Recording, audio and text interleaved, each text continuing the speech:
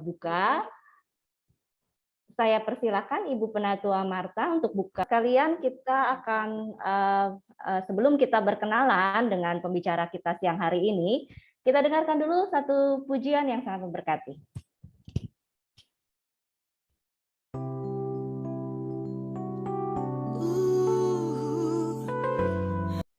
Oke, saudara-saudara, kita akan kembali mendengarkan nanti paparan dari pembicara kita. Tapi sebelumnya kita akan berkenalan dulu. Saudara-saudara juga boleh nanti di akhir sesi ini akan bertanya, ya, boleh melalui kolom chat atau raise hand, ya, langsung bertanya.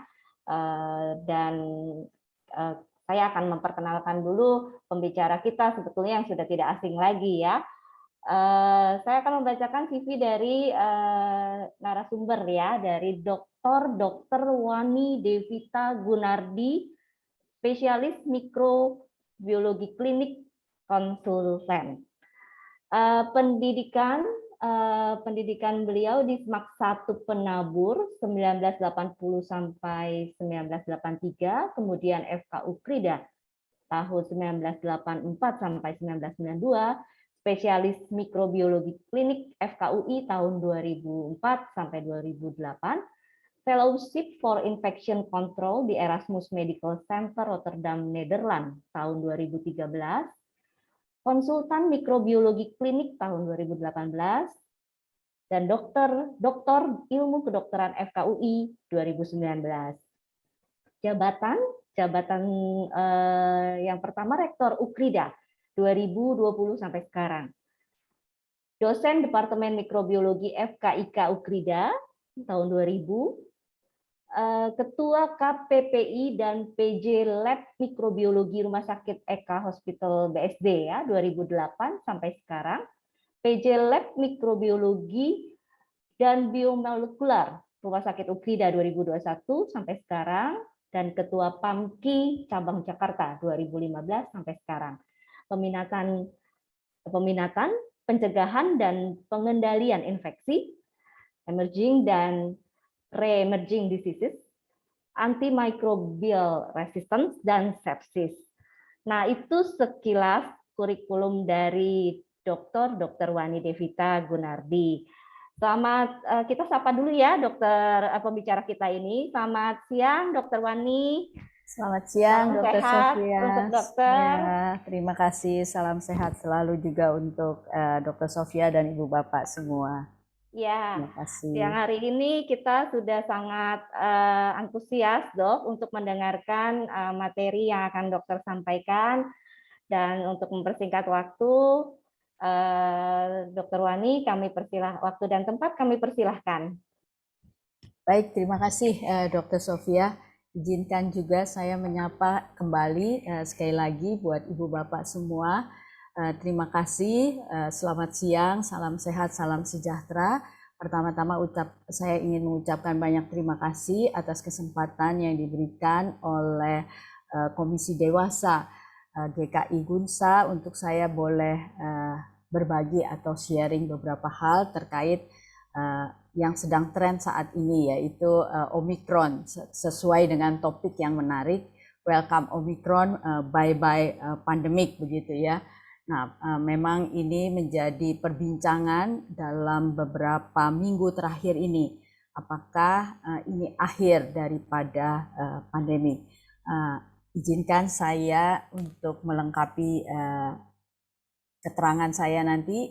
Saya ingin memaparkan melalui presentasi PowerPoint. Saya mohon izin share screen.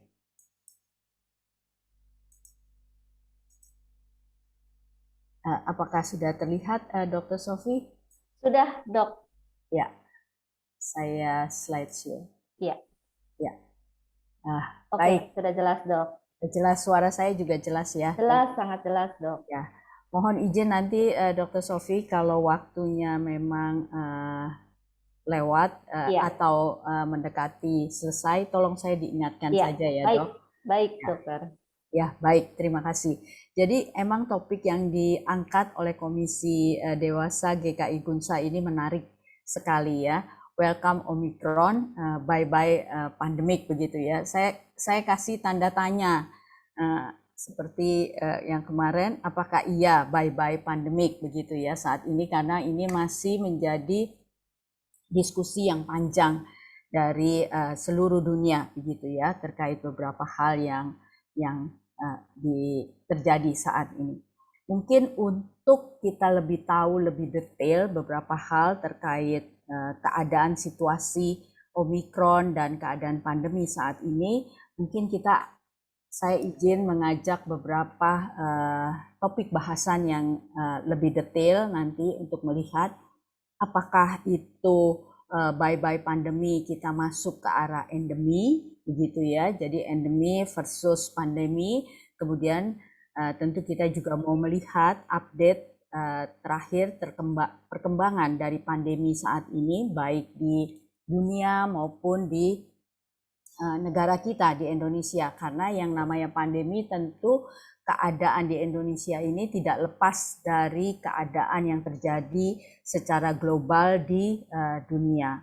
Lalu perkembangan dari mutasi virus itu sendiri dan bagaimana kita menuju ke arah endemi nanti ya, yang ini mungkin sudah sangat kita tunggu-tunggu karena kita sudah masuk masa pandemi ini tanpa terasa sudah jelang 2 tahun ya sejak pemerintah mengumumkan status pandemi di Indonesia, masuk ke dalam status pandemi di bulan Maret tahun 2020.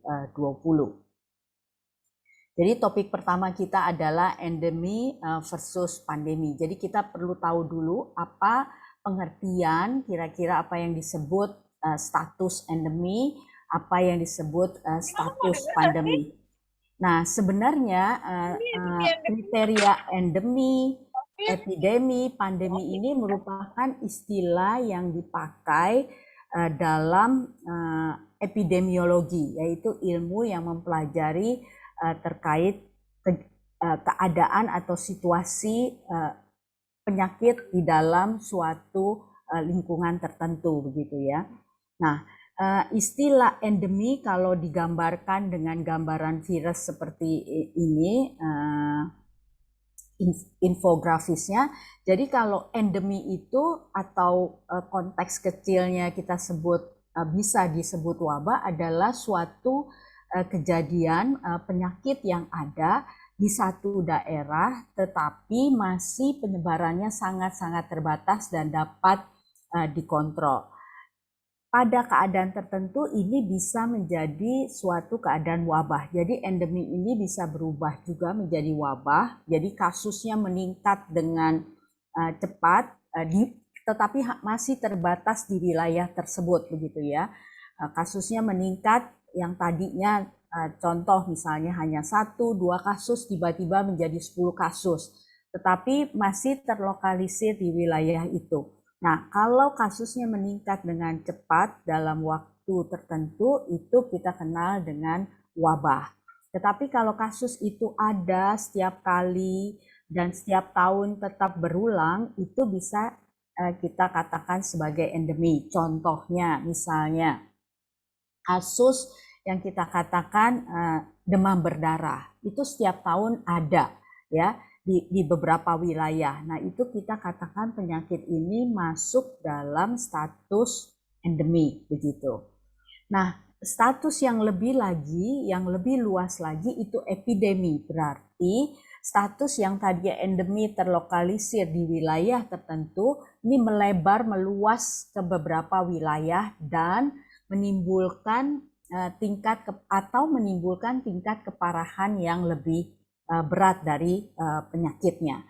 Nah, itu epidemi. Baru kemudian dari epidemi ini, misalnya epidemi itu bisa terjadi dalam satu negara, ya. Contoh pernah terjadi kasus Ebola di Afrika Selatan begitu ya, di negara-negara Afrika, atau pernah terjadi kasus flu burung waktu itu di daerah negara Cina begitu ya.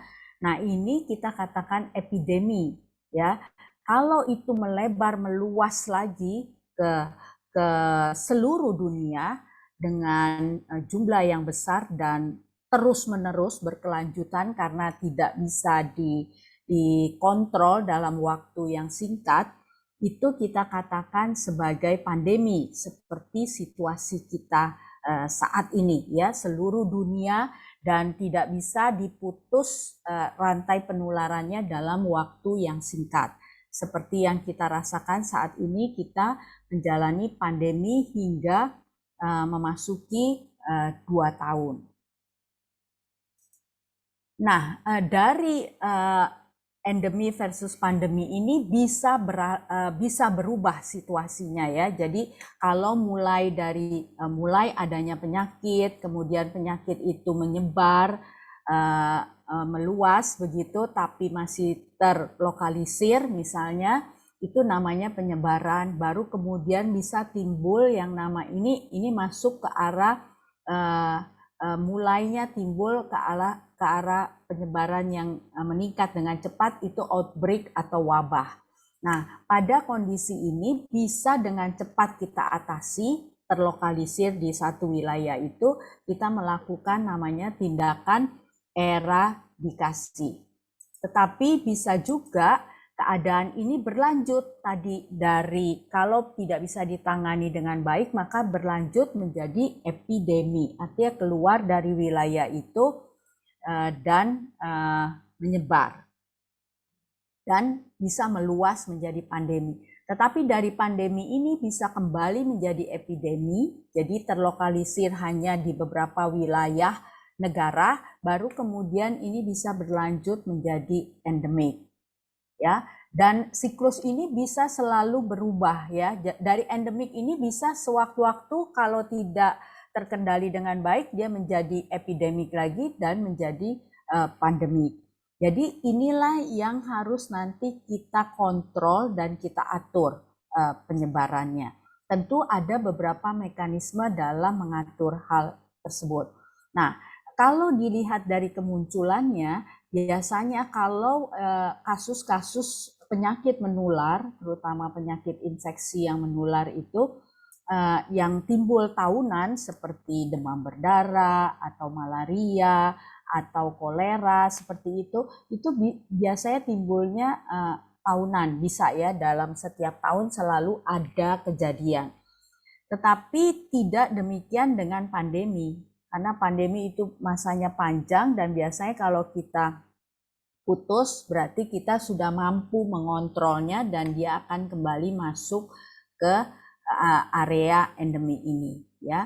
Nah, tetapi di dalam hal impactnya atau dampaknya terhadap ekonomi, tentu keadaan pandemi ini akan lebih berat ya bebannya, baik dari sosial, dari ekonomi, karena keterbatasan yang dibuat untuk mengontrol keadaan pandemi ini. Nah, dalam tahapannya dari pandemi itu untuk bisa selesai, biasanya pandemi ini akan turun derajatnya kalau terjadi tren penurunan angka kejadian yang signifikan. Itu kita sebut dengan deselerasi. Artinya dia terjadi penurunan angka kejadian kasus-kasus yang dalam arti sudah penularannya terkontrol begitu ya, sampai akhirnya masuk ke dalam status kontrol.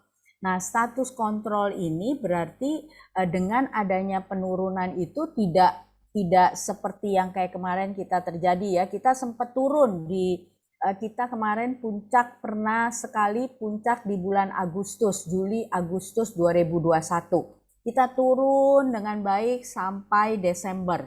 Nah, ternyata di Januari Februari kita naik lagi karena adanya kasus Omikron. Itu belum dikatakan terkontrol dengan baik. Nah, kalau udah masuk dalam tahapan terkontrol, berarti kita sudah mampu menekan lajunya kasus. Jadi kasusnya selalu ada, tetapi di bawah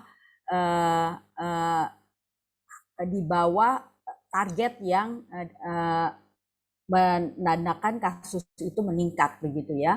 Jadi ini kasus terkontrol dengan angka kematian yang diharapkan rendah. Ini CFR artinya case fatality rate ya, angka kematian atau kasus fatal yang disebabkan oleh penyakit itu rendah. Nah, kalau kita udah masuk ke status terkontrol, pemerintah ataupun negara ataupun dunia bisa melakukan tindakan lain lagi, yaitu eliminasi.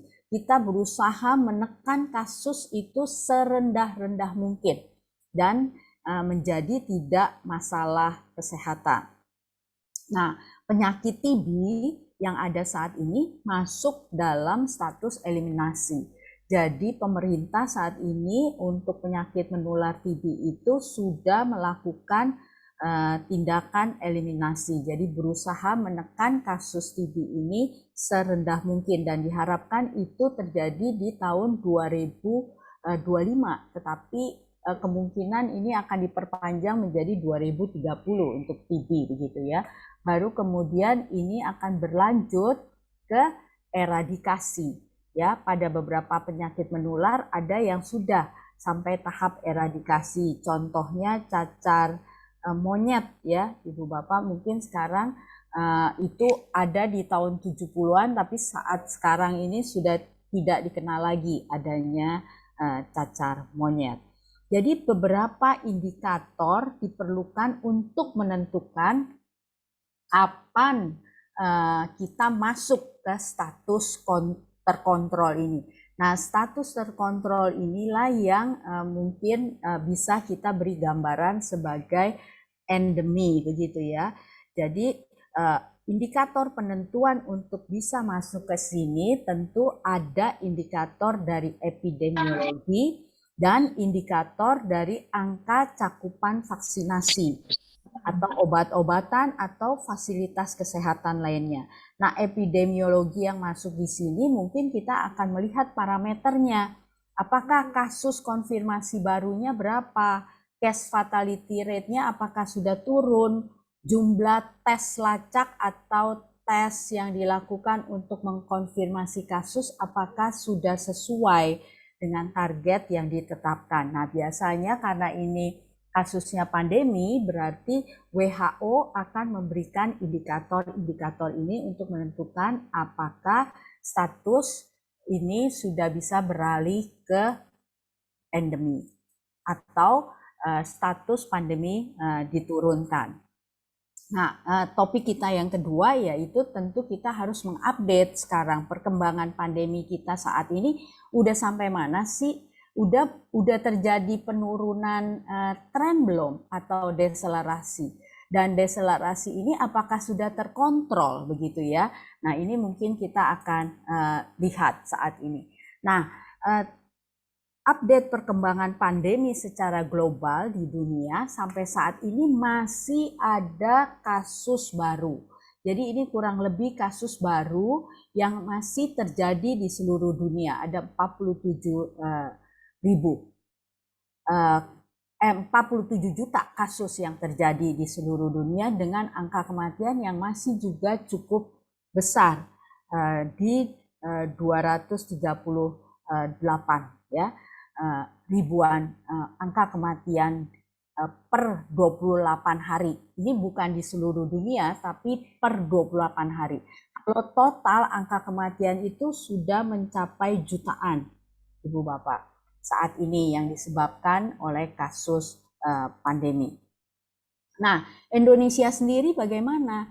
Nah, kalau kita lihat di sini, memang terlihat tren penurunan angka kejadian daripada kasus COVID ini.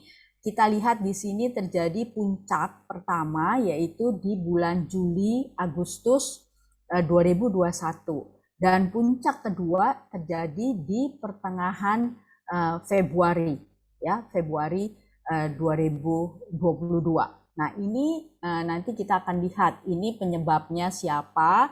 Di sini penyebabnya siapa? Di sini kalau kita ketahui yang lalu yang banyak di 2021 adalah varian Delta. Dan sekarang ini didominasi puncak kedua ini oleh varian Omikron. Jadi waktu Indonesia ditetapkan dari kasus pertama timbul itu tanggal 2 Maret 2020 ya, tanggal 2 Maret 2020. Sejak itulah saat ini sudah ada sekian juta kasus ya, 5 jutaan kasus dengan angka kematian 150-an ribu. Nah, kalau dilihat angka kematian yang terjadi di Indonesia masih cukup tinggi di periode saat ini di 2,6% ya. Indonesia ada di 2,6%. Kalau dunia itu setengahnya. Jadi masih cukup tinggi dibandingkan dunia untuk angka kematian. Nah, ini kita lihat sekarang ini ya, update perkembangan kasus. Memang ini rekap di 6 Maret karena ini rekapnya per minggu. Jadi nanti tanggal 13 Maret ini akan keluar lagi data terbaru yang direkap dari 7 Maret sampai dengan 13 Maret. Nah, jumlah kasus kalau kita lihat masih ada kenaikan 8,28% ya kasus aktifnya, penambahannya. Nah, kalau dibandingkan dengan dunia memang kita kurang. Dunia lebih besar 13,63%. Jadi kita masih di bawah rata-rata dunia. Nah, kasus sembuh pun kita masih lebih tinggi ya dibandingkan kasus sembuh dunia. Tetapi kasus yang meninggal di Indonesia itu masih lebih tinggi daripada dunia. Di dunia 1,35. Sedangkan untuk Indonesia 2,61. Itu data yang ada. Nah, angka kematian yang di Indonesia tinggi ini memang banyak faktornya. Ya, terutama memang adanya ketersediaan fasilitas kesehatan yang kemarin sempat hektik ya, dan juga geografis dari Indonesia yang terdiri dari banyak pulau dan penyediaan fasilitas kesehatannya tidak merata di semua wilayah. Nah, inilah yang menimbulkan angka kematian di Indonesia cukup tinggi. Nah, kalau kita lihat saat ini saya ambil dari data Dr. Andani Eka Putra. Beliau adalah staf ahli dari Menteri Kesehatan, Kementerian Kesehatan. Data dari beliau menunjukkan bahwa ini adalah sebaran sequence dan varian virus SARS-CoV-2 saat ini di Indonesia. Nah, kalau kita lihat, Ibu Bapak mungkin kalau lihat yang biru ini adalah yang Delta ya, yang ada biru-biru ini Delta dan yang merah itu Omikron. Sekarang ini total kasus Omikron baru beberapa bulan saja sudah 7.500-an. Sedangkan kasus Delta 8.400 sekian. Ini hanya beberapa bulan. Kalau Delta itu kalau kita lihat perkembangannya untuk mencapai titik tinggi puncaknya itu kurang lebih 3 bulanan untuk dari mulai pertama kasus muncul sampai dia mencapai titik puncak itu kurang lebih pergerakannya 3 bulanan. Tetapi Omikron ini dalam beberapa minggu itu sudah langsung mencapai titik puncak begitu ya. Itu dikarenakan memang Omikron ini yang seperti kita tahu penularannya sangat cepat. Nah, kalau kita perhatikan mungkin di beberapa wilayah yang kita ada ya, contohnya di DKI Jakarta, Delta itu masih ada ya, tetapi lebih dominan sekarang ini adalah Omikron.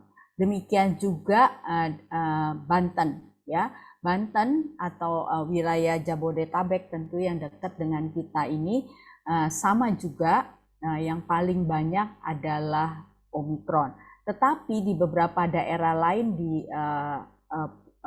pulau-pulau yang lain itu Delta masih banyak. Contohnya di Kalimantan Timur, Delta ini masih mendominasi ya. Di daerah NTB, Delta juga masih mendominasi dibandingkan Omikron.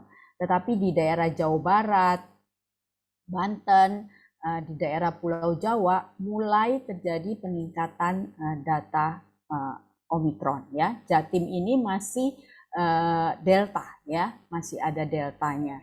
Di Bali juga masih banyak deltanya. Nah, ini kurang lebih data yang diambil dari jejaring surveillance genom seluruh lab di seluruh Indonesia ya, yang ada dan diambil sampai dengan 7 Maret yang lalu. Sorry. Ya, nah ini data yang update 12 April ya. Nah, kita lihat di sini memang yang meninggal masih 150-an dan yang saya ingin sampaikan di sini adalah cakupan vaksinasi. Kalau kita lihat target yang harus pemerintah kejar ada di 208 juta sekian karena penduduk kita yang besar ya. Dan saat ini yang baru mencapai vaksinasi kedua itu kurang lebih kalau 150 perhitungannya baru di angka 70-an%. Sedangkan yang sudah menjalani booster baru sekitar 7%. Jadi masih rendah.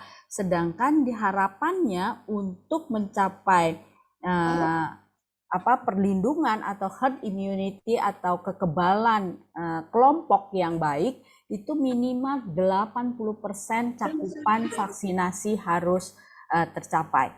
Dan kalau kita lihat data di sini memang angka rawat, angka kematian itu jauh menurun dibandingkan puncak saat terjadi pada Delta ya. Dan ini terakhir ini juga data ini saya ambil dari Dr. Andani ya, tren kasus harian di Indonesia. Di sini terlihat ada 24 provinsi sudah mengalami penurunan tren kasus harian ya. Ini 24 termasuk di sini Jakarta ada, Jawa Barat juga terjadi penurunan. Hanya ada 2 provinsi yang kasusnya masih terlihat meningkat. Ini ada di Kalimantan Utara dan di NTT. 8 provinsi lainnya mengalami pelandaian, artinya belum turun tetapi masih stagnan ya, seperti ini kurvanya. Nah, ini ada di beberapa daerah di Riau, Jambi, Bangka Belitung, Kalimantan Barat, Aceh, Sulawesi Barat, Jogja, dan Sulawesi Tengah. Ya, lainnya sudah terjadi tren penurunan kasus untuk keadaan saat ini. Nah, topik ketiga tentu kita mau lihat dengan adanya tren penurunan kasus ini merupakan suatu tanda yang baik begitu ya bagi perjalanan pandemi ini. Itu harapan kita bersama. Nah, kita lihat sekarang perkembangan mutasi dari virus. Nah, mutasi virus ini kemarin kenapa menjadi demikian kaget lagi? Maksudnya udah Delta, terus sekarang Omikron, penyebarannya kasusnya meningkat dengan cepat dalam beberapa minggu kasusnya banyak dan terlihat penularannya dengan cepat begitu ya. Kadang kita kontak erat nggak lama juga tahu-tahu diperiksa kita positif gitu ya. Nah, resiko penularan memang lebih cepat dibandingkan Delta dan itu memang sudah terbukti secara ilmiah bahwa varian Omikron ini lebih mudah menular daripada varian Delta. Dan ini juga difasilitasi karena kemarin sempat di bulan Januari, Februari itu udah mulai beberapa sekolah melaksanakan tatap muka yang akhirnya kembali ditutup begitu ya. Dan adanya transmisi lokal yang terjadi baik itu di keluarga maupun kantor begitu ya. Nah, terkait hal ini tentu diperlukan fasilitas kesehatan. Tetapi pada kenyataannya waktu Omikron lalu kasus yang dirawat itu tidak banyak ya. Kasus yang dirawat tidak banyak, umumnya hanya bergejala ringan, tetapi kasus konfirmasi positifnya meningkat tajam. Nah, kalau kita lihat mutasi virus ini kenapa sih berubah-berubah terus dari alfa, beta, gamma, delta, omikron, nanti apalagi nih begitu ya. Nah, mutasi virus itu sebenarnya adalah proses alami dari virus itu sendiri. Dia akan selalu berubah dan itu memang naturnya dia ya, emang alaminya dia harus mengalami perubahan karena dia pun ingin bertahan untuk hidup. Nah, apa yang harus kita upayakan terkait hal ini? Semakin banyak virus yang beredar di lingkungan kita atau yang bersirkulasi, maka akan semakin banyak kemungkinan virus itu mutasi. Karena virus itu untuk mutasi harus masuk ke dalam sel yang hidup. Dia tidak akan mampu bereplikasi atau berubah di lingkungan bebas tanpa membutuhkan sel hospes atau sel yang hidup. Artinya sel yang hidup itu tentu ada di kita, manusia atau di hewan atau kebanyakan di manusia dan hewan begitu ya. Nah, semakin banyak dia bersirkulasi dan masuk ke dalam sel inangnya, maka dia akan mampu berproses. Tetapi karena ini suatu proses yang alami, perubahan yang terjadi atau mutasi yang terjadi pada virus itu tidak selalu menjadikan virus itu lebih virulen begitu ya, lebih ganas. Sebagian besar perubahannya kecil dan tidak bermakna begitu ya, tidak mempengaruhi sifat dan perilaku virus. Tetapi kalau mutasi itu terjadi dan menjadi perhatian yang bagaimana?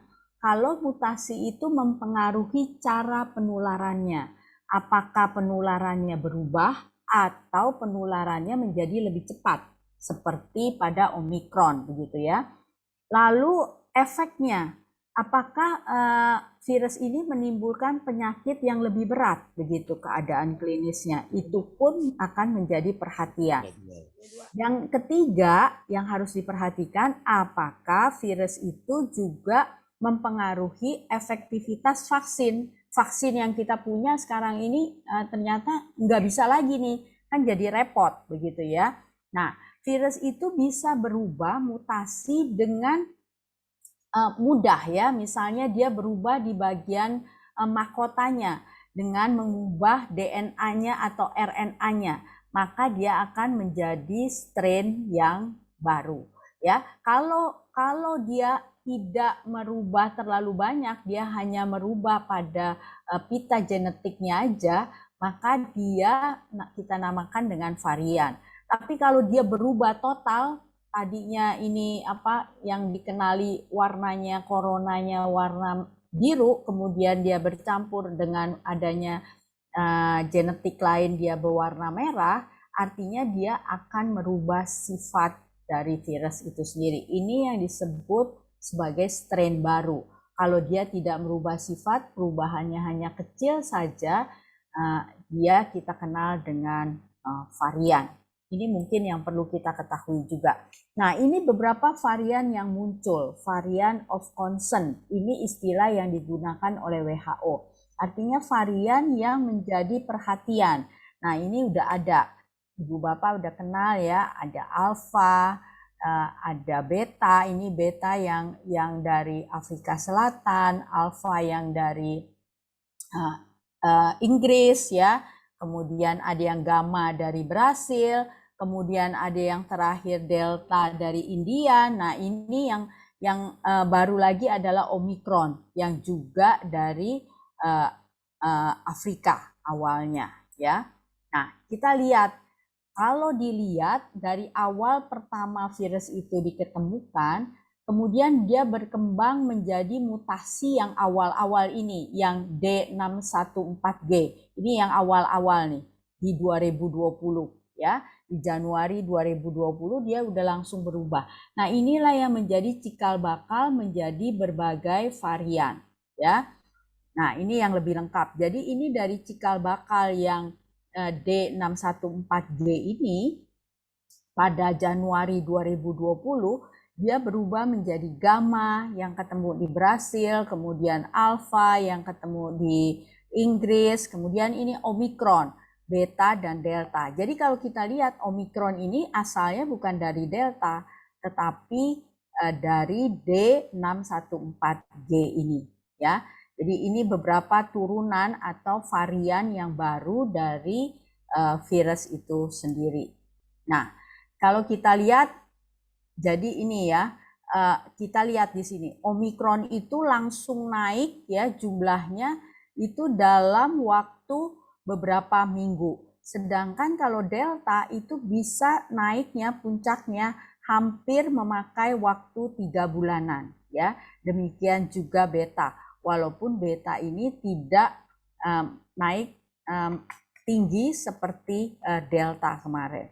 Nah, ini yang kita pelajari dari si Omikron ini. Dia menular dengan cepat, tetapi gejalanya memang ringan. Nah, beberapa gejala yang ada biasanya perempuan yang lebih banyak, dan ini banyak di beberapa negara udah ada.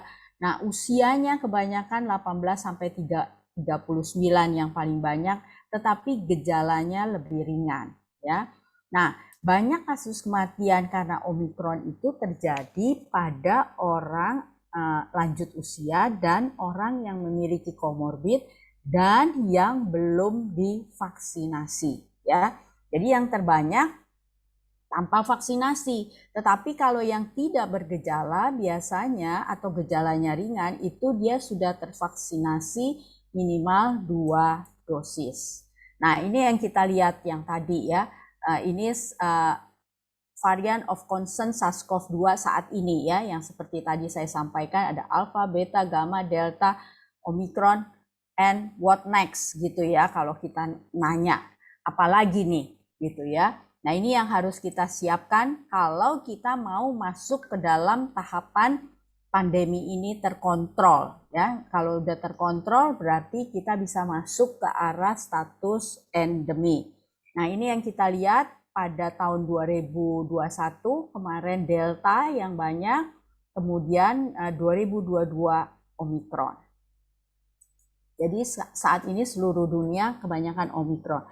Nah, gejala dari COVID-19 sendiri itu dari berbagai varian itu memang ada yang tidak bergejala atau gejalanya ringan, ada yang gejalanya berat, ada yang sampai kritis, artinya yang membutuhkan perawatan sampai masuk ICU begitu ya. Nah, ini yang tahapan-tahapan ini yang kita mau cegah. Jadi yang critical, severe ini kita mau cegah. Kalau dia gejala ringan saja, penyakit ini mungkin tidak apa-apa, tidak menyebabkan kasus fatal. Nah, ini yang kita mau kontrol agar penyakit itu hanya sampai di sini dan kita bisa menemukan obat-obatannya untuk memulihkan penderita. Nah, perbandingan Delta dengan Omikron, sekali lagi ini saya perlihatkan. Kenapa? Karena kalau dilihat dari kasusnya, itu Omikron lebih banyak ya puncaknya, karena memang dia menyebar lebih cepat. Tapi yang membutuhkan perawatan di rumah sakit jauh lebih kurang. Saat ini nggak seperti Juli, Agustus lalu, di mana mau cari rumah sakit itu susah sekali, mau cari tempat rawat. Saat ini walaupun kasusnya banyak, tapi rumah sakit tidak terlalu burden, tidak terlalu terbebani dengan dipenuhinya kapasitas bednya untuk perawatan COVID. Pemakaian ICU juga demikian, jauh menurun ya. Kalau yang lalu sampai 8 ribuan, saat ini hanya 2.900 sekian. Dan angka kematiannya juga terlihat menurun dengan adanya varian Omikron ini. Tetapi Ibu Bapak sekalian, ini perlu juga kita cermati. Saat kemarin waktu Juli Agustus 2021, saat ada Delta, Indonesia belum memenuhi cakupan vaksinasi yang baik ya. Sedangkan saat Omikron ini menghantam kita sudah cukup baik vaksinasinya. Rata-rata sudah memenuhi vaksinasi kedua. Nah, ini juga yang harus kita pikirkan dan pertimbangkan. Ini beberapa gejala di beberapa negara ya yang sama juga untuk gejala Omikron rata-rata ringan. Jadi 80% kasus Omikron setidaknya sudah mendapatkan vaksinasi COVID-19 dosis lengkap, sehingga itu menjaga kasus ini menjadi berat atau memerlukan perawatan di rumah sakit.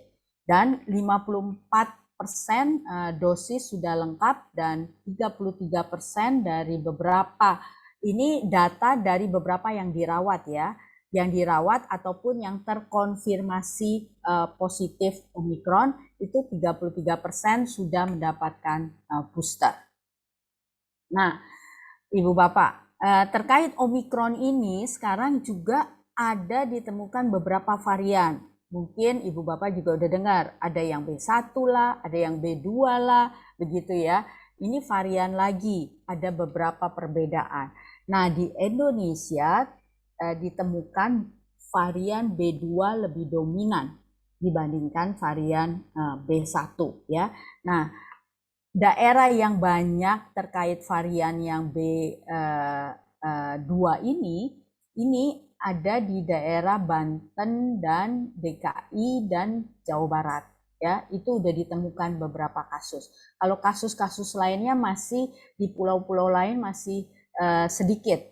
Kenapa nih daerah ini yang banyak? Ya sekali lagi karena daerah Jawa Barat, DKI, Banten itu daerah-daerah yang saling berdekatan satu sama lain dan memang aksesnya yang paling banyak terbuka, terutama DKI Jakarta kan banyak mobilisasi orang dari luar negeri gitu ya. Nah ini udah masuk lagi dan ada perubahan terkait varian B2. Nah, dengan saat ini masih terus diikuti Ibu Bapak. Nah, adanya varian B2 ini di Indonesia, kita harus mencermatinya ya. Nah, saat ini di dunia ada varian B1 yang juga di beberapa tempat, terutama di Inggris gitu ya.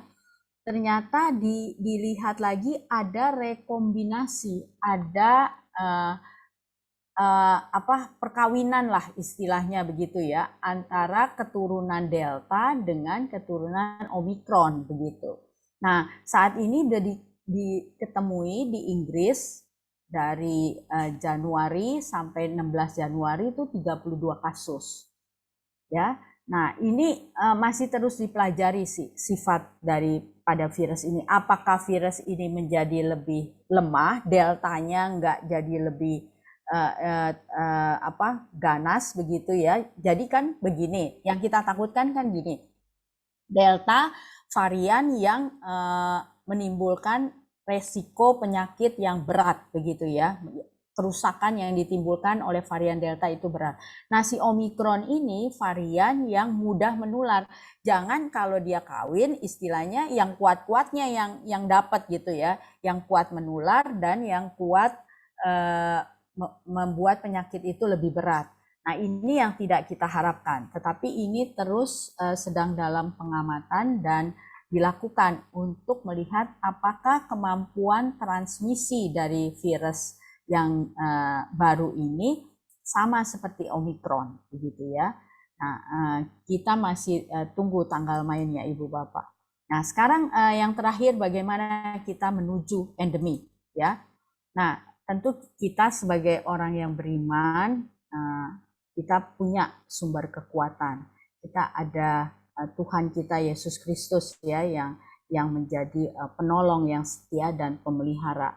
Seperti lagu yang kita dengar tadi, Yehovah Jireh, Allah kita adalah Allah yang pemelihara. Nah, saya ingin mengingatkan terkait Pengkhotbah 3 ayat 1. Untuk segala sesuatu itu memang ada masanya. Untuk apapun di bawah langit ada waktunya. Jadi kalau Tuhan memang saat ini memberikan kita pandemi, tentu bukan berarti Tuhan membiarkan kita begitu ya. Tetapi ada sesuatu yang Tuhan inginkan dari kita untuk kita lakukan. Seperti Yeremia 29 ayat 11 juga menyatakan bahwa Allah memberikan rancangan yang indah, rancangan damai sejahtera. dan bukan rancangan kecelakaan begitu ya.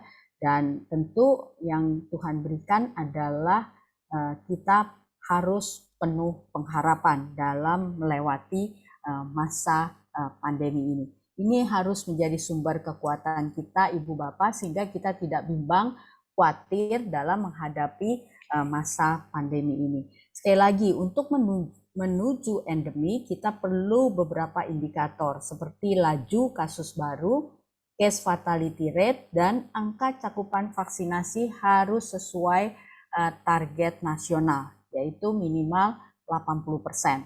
Saat ini kita baru di 150 juta. Kita harus tingkatkan menjadi 180 juta, memenuhi vaksinasi minimal 2 kali vaksinasi lengkap.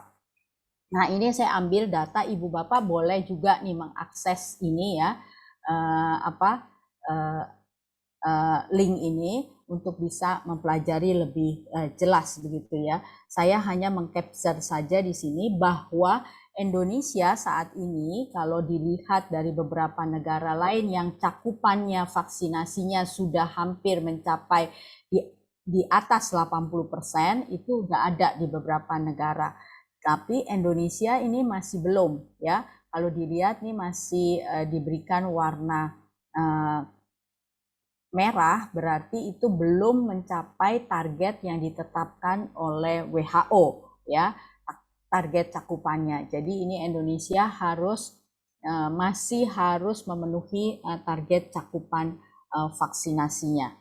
Nah, ini yang harus kita dorong bersama Ibu Bapak, karena untuk menuju endemi seperti tadi kita perlu cakupan vaksinasi yang optimal. Nah, pencegahan terbaik saat ini untuk mencegah transmisi virus ya seperti saat ini yang kita udah lakukan ya, Ibu Bapak lakukan melalui 5M begitu ya. Kita pakai masker, cuci tangan, jaga jarak. Kalaupun ada di ruang ventilasi, kita upayakan seminimal mungkin ventilasinya terbuka begitu, hindari kerumunan, dan kita lakukan vaksinasi dan tes pelacakan kontak.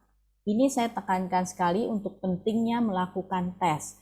Kenapa Ibu Bapak? Supaya kita tahu pasti kalau memang kita kurang sehat atau ada sesuatu yang kita rasakan seperti gejala COVID, ada baiknya kita melakukan tes, lalu kita lihat kontak kita siapa, dan itu dianjurkan untuk lakukan tes. Ini adalah salah satu cara kita untuk memutus rantai. Jadi kalau kita tahu kita positif, tentu kita tidak bergejala, tentu kita akan menjaga kita tidak menjadi sumber penularan ke orang lain. Artinya kita harus melakukan isolasi mandiri seperti yang dianjurkan oleh pemerintah begitu.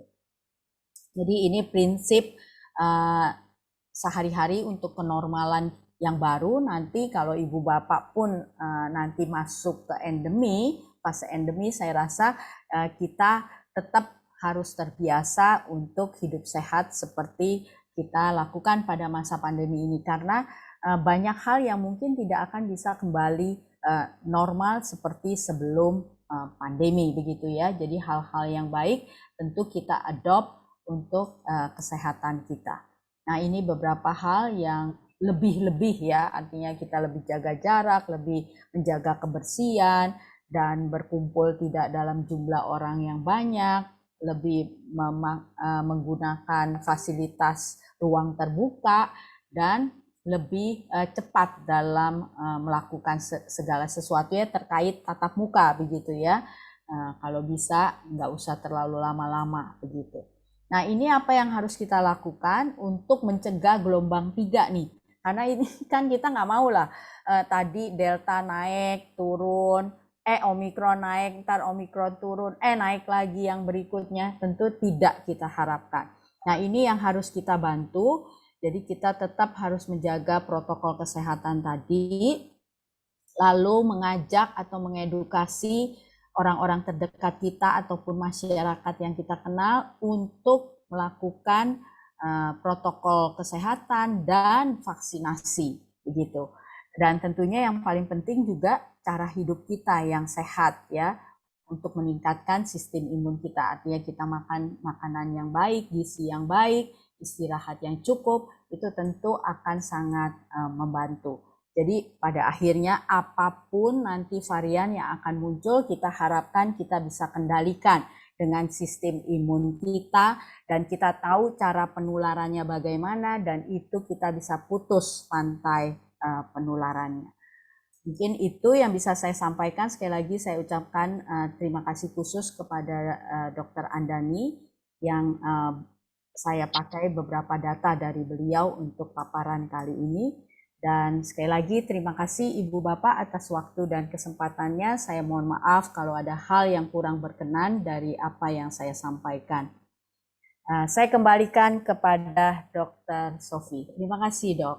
Ya, terima kasih banyak Dr. Wani atas pemaparannya. Itu sangat menarik dan sangat membantu kita untuk meningkatkan lagi pengetahuan kita ya mengenai topik kita siang hari ini, Welcome Omicron, Bye Bye Pandemic.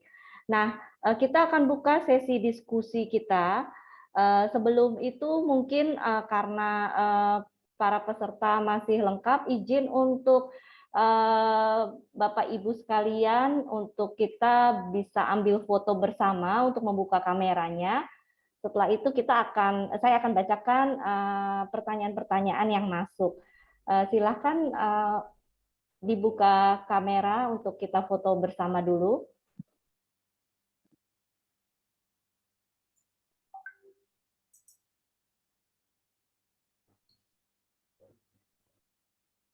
Kepada Pak John Siswadi, mohon di koordinir foto bersamanya.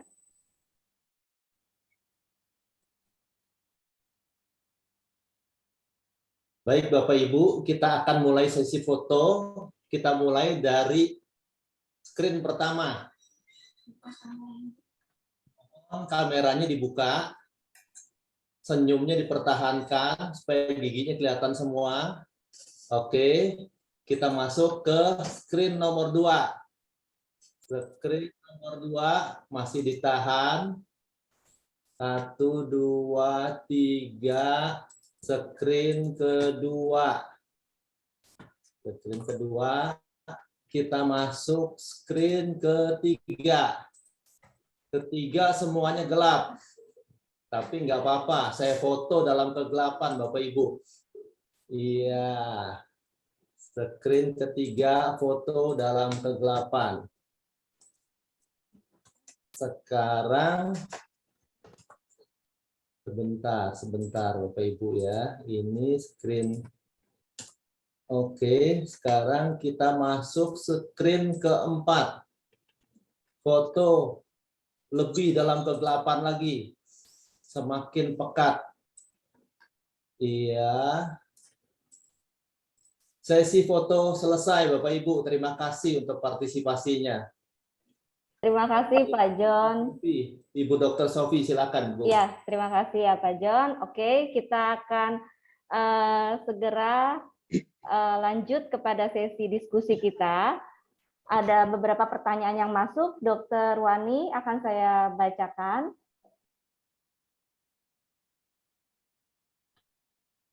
Sebentar ya.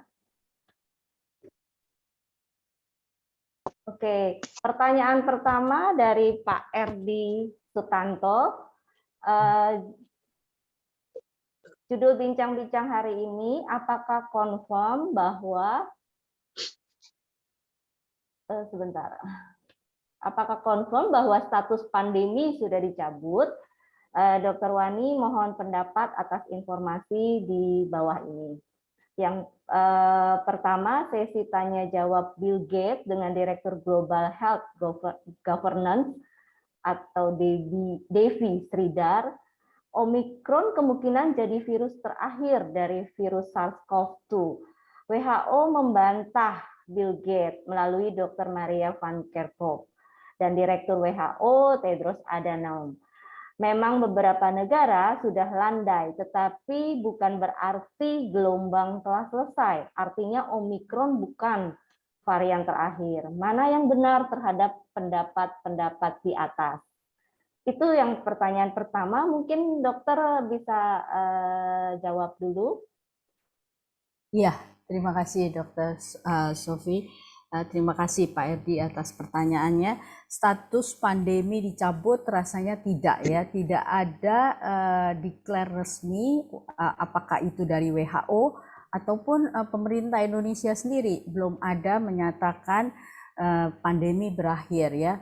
Karena seperti yang tadi kita lihat, sepertinya masih ada beberapa tahapan yang harus dilalui oleh dunia ataupun Indonesia begitu ya. Jadi WHO belum mendeklar pandemi selesai karena ada beberapa indikator tadi yang harus dipenuhi seperti tadi laju kasus sudah terkontrol artinya sangat minimal dan case fatality rate-nya sudah turun di bawah 0, begitu ya. Di dunia itu masih 1, lebih begitu dan kita harus turunkan sampai 0, sekian begitu ya. Jadi masih belum memenuhi parameter-parameter untuk memutuskan pandemi ini dicabut. Demikian juga Indonesia. Di Indonesia saya lihat dalam konteks pemerintah memang sangat berhati-hati tentunya untuk menentukan kasus ini atau pandemi ini berakhir dan masuk ke status endemi begitu. Karena tadi ada beberapa parameter yang harus kita ikuti dan lihat ya terkait laju, angka kematian, cakupan vaksinasi dan saat ini juga buat Indonesia vaksinasinya masih jauh ya dari target yang ditetapkan 80% dari jumlah penduduk yang ada. Saat ini masih kurang lebih di 70% begitu.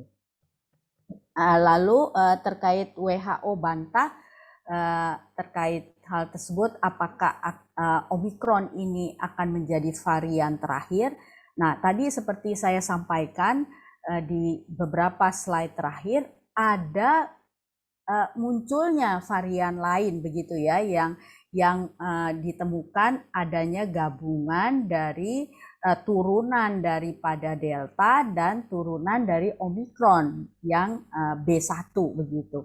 Nah, tapi apakah varian ini nanti menjadi suatu varian yang membuat masalah lagi sehingga masuk ke dalam varian of concern? Nah, karena kasusnya masih sangat-sangat sedikit, jadi ini terus masih dalam penelitian dan pengamatan tentunya baik oleh peneliti-peneliti di negara di mana kasus ini ditemukan dan juga dalam pantauan seluruh dunia melalui WHO.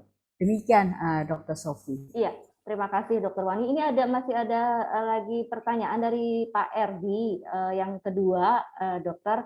Tanggal 11 Maret 2022, China melakukan lockdown di kota Changchun karena banyak kasus baru Omikron, virus Omikron. Ini mana yang pertanyaannya sebentar. Nomor 3, di negara kita berulang kali kita dengar bahwa pandemi sudah menjadi endemi, terkesan simpang siur.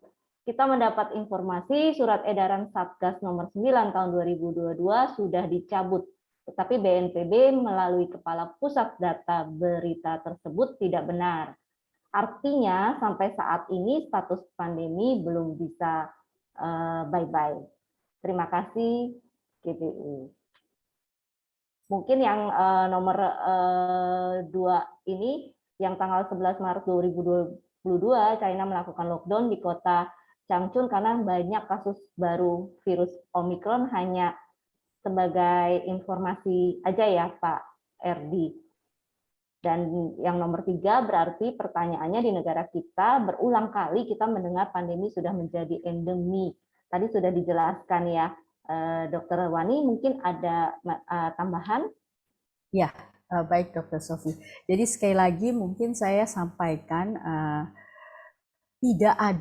belum ada keputusan resmi terkait pemerintah mencabut Ya. status pandemi. Jadi itu ya. Jadi mungkin karena banyak yang menginginkan status Ya. pandemi berubah menjadi endemi, nah itulah yang dibuat sebagai berita. Tetapi sesungguhnya belum ada resmi dari pemerintah menyatakan status pandemi berubah menjadi endemi. Karena tadi ada beberapa parameter atau indikator yang harus dipenuhi. Tetapi dalam hal ini pemerintah mulai melakukan pelonggaran, ya begitu ya. Itu dilihat dari tingkat PPKM per wilayah, karena per wilayah ya. Karena Indonesia ini kan luas, geografisnya tidak sama ya, letak dan fasilitas kesehatannya juga belum merata, ya sama begitu. Jadi sangat-sangat berhati-hati saya rasa pemerintah menetapkan hal tersebut. Tetapi tentu bukan tanpa pertimbangan ya, pemerintah menetapkan itu ada parameter-parameter yang sudah pemerintah tetapkan. Begitu Dr. Sofi. Betul ya. Terima kasih Dr. Wani. Sudah jelas ya Pak Erdi untuk penjelasan dari Dr. Wani, berarti kita memang belum dulu bisa mengatakan bye-bye terhadap pandemi ya, tapi akan ke arah sana. Nah, pertanyaan selanjutnya dari Bapak Tony Tan. Kalau kita tes positif, dari mana kita tahu terpapar Omikron atau Delta, dokter? Silakan, dokter. Ya, baik, terima kasih. Ya, ini pertanyaannya menarik. Bagaimana kita tahu kita Delta atau Omikron gitu ya? Nah, saat ini di lab-lab yang ada memang umumnya kita hanya tahu kita positif atau tidak. Nah, dari lab yang di lab-lab pemeriksa PCR ini, kalau yang positif dengan beberapa kriteria tertentu, contohnya kita ditemukan positif, gejalanya berat gitu ya. Nah, itu pasti pemeriksaannya oleh lab terkait itu akan difasilitasi untuk pemeriksaan lebih lanjut ya. Jadi beberapa lab, terutama kalau di Jakarta memang sudah banyak ya, di beberapa daerah masih sangat terbatas. Jadi ada beberapa lab yang dilengkapi dengan pemeriksaan untuk suspek Omikron begitu ya.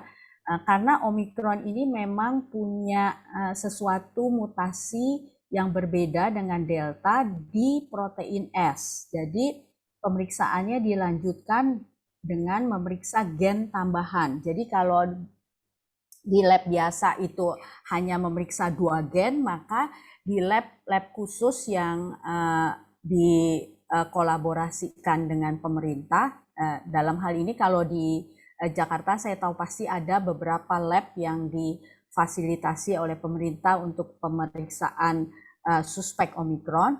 Nah, itu berarti akan dilakukan pemeriksaan gen tambahan. Jadi ada 3 gen yang diperiksa. Jadi kalau 2 gen positif, tetapi gen S-nya negatif, maka kita katakan itu suspek Omikron. Karena dia tidak bisa mendeteksi gen S-nya, karena S-nya udah mutasi. Nah, pada kasus yang suspek Omikron ini, pemeriksaannya dilanjutkan lagi menjadi pemeriksaan yang kita kenal whole genome sequencing. Jadi materi genetik daripada si virus ini diurai gitu ya, dibuka, dibaca semuanya dan dilihat di mana petanya yang dia berubah. Nah, disitulah baru ditentukan bahwa ini Omikron, bahwa ini Delta, begitu ya. Biasanya kalau Delta itu tidak ada mutasi di gen S. Jadi kalau diperiksa 3 gen, pasti gen S-nya juga akan positif. Itu yang Delta. Jadi begitu kalau untuk membedakan Delta dengan yang Omikron. Apakah cukup bisa menjawab, ya. Dr. Sofi? Ya, saya pikir cukup jelas ya penjelasan dari Dr. Wani untuk Pak Tony Tan. Terima kasih dokter untuk penjelasannya. Kita lanjut ke pertanyaan berikutnya dari Bapak Ronald. Tingkat antibodi pasca vaksin terhadap virus COVID-19 menurun seiring waktu. Apakah ini artinya kita akan harus terus menerima vaksin booster untuk menjaga imunitas terhadap varian baru COVID-19 yang berpotensi muncul lagi di masa depan? Silakan, dokter. Oh, ada dua pertanyaannya. Yang kedua, bagaimana dengan potensi penularan atau mutasi virus corona melalui hewan, dokter? Iya, wah ini bagus Itu, sekali, dokter. menarik nih Ya, pertanyaan dari Pak Ronald. corona. Ya, jadi memang pada saat ini dari WHO pun sudah memantau terkait efikasi dari vaksin seperti tadi. Kalau pada varian-varian tertentu terjadi penurunan efikasi terhadap vaksin, maka itu akan menjadi perhatian khusus varian tersebut. Nah, terkait antibodi dari kita sendiri terjadi penurunan, itu merupakan suatu hal yang wajar ya dalam prosesnya, karena memang seiring dengan waktu tentu kalau imunnya tidak dirangsang maka dia otomatis akan turun, sama seperti vaksin lainnya.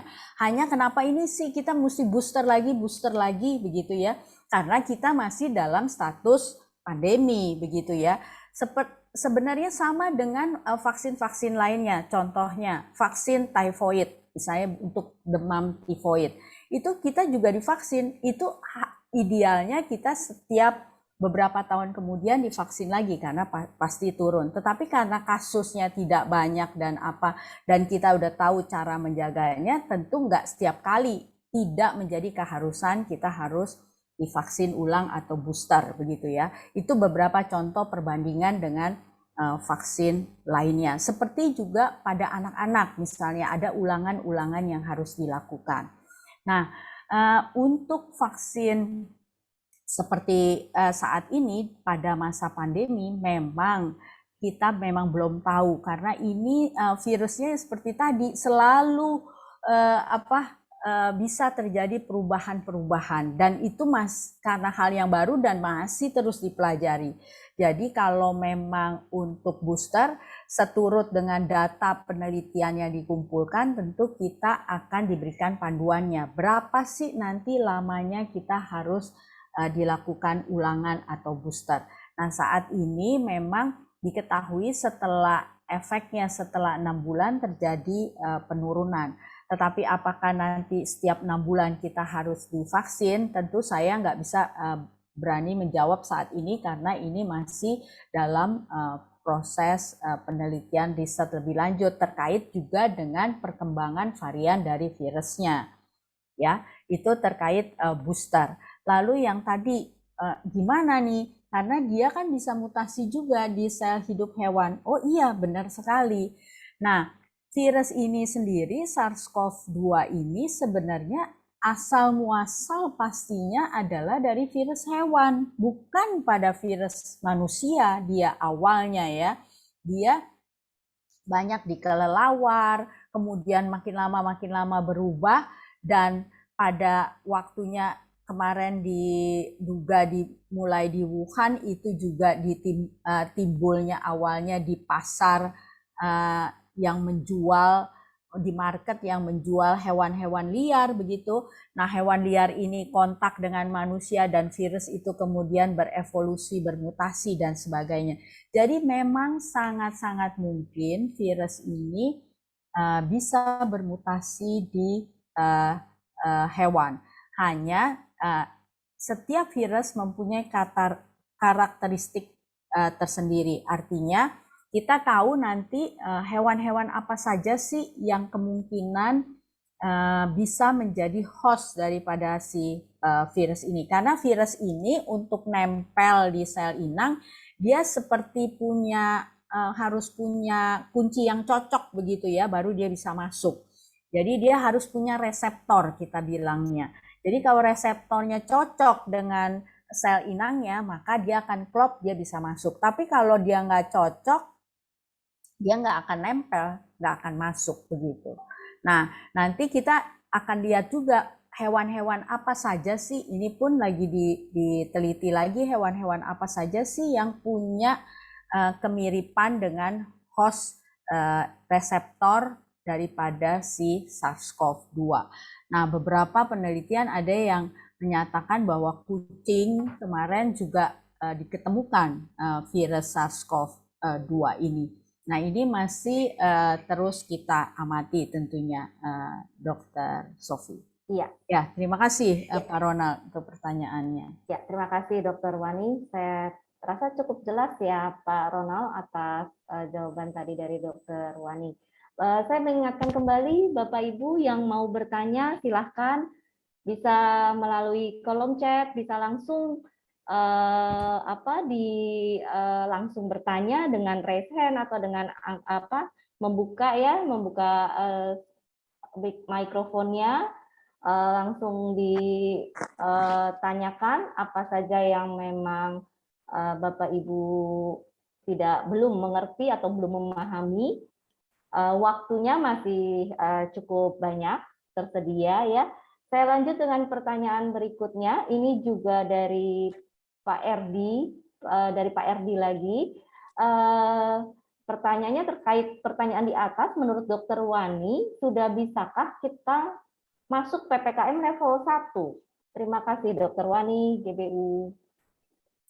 Ya, terima kasih. Wah, Pak Erdi ini salam kenal ya Pak ya. Luar biasa nih Pak Erdi. Pengamat situasi kondisi terupdate begitu ya. Nah, apakah bisa kita ke PPKM level 1 saat ini? Tentu ada beberapa parameter lagi yang harus diikuti dan dilihat begitu ya.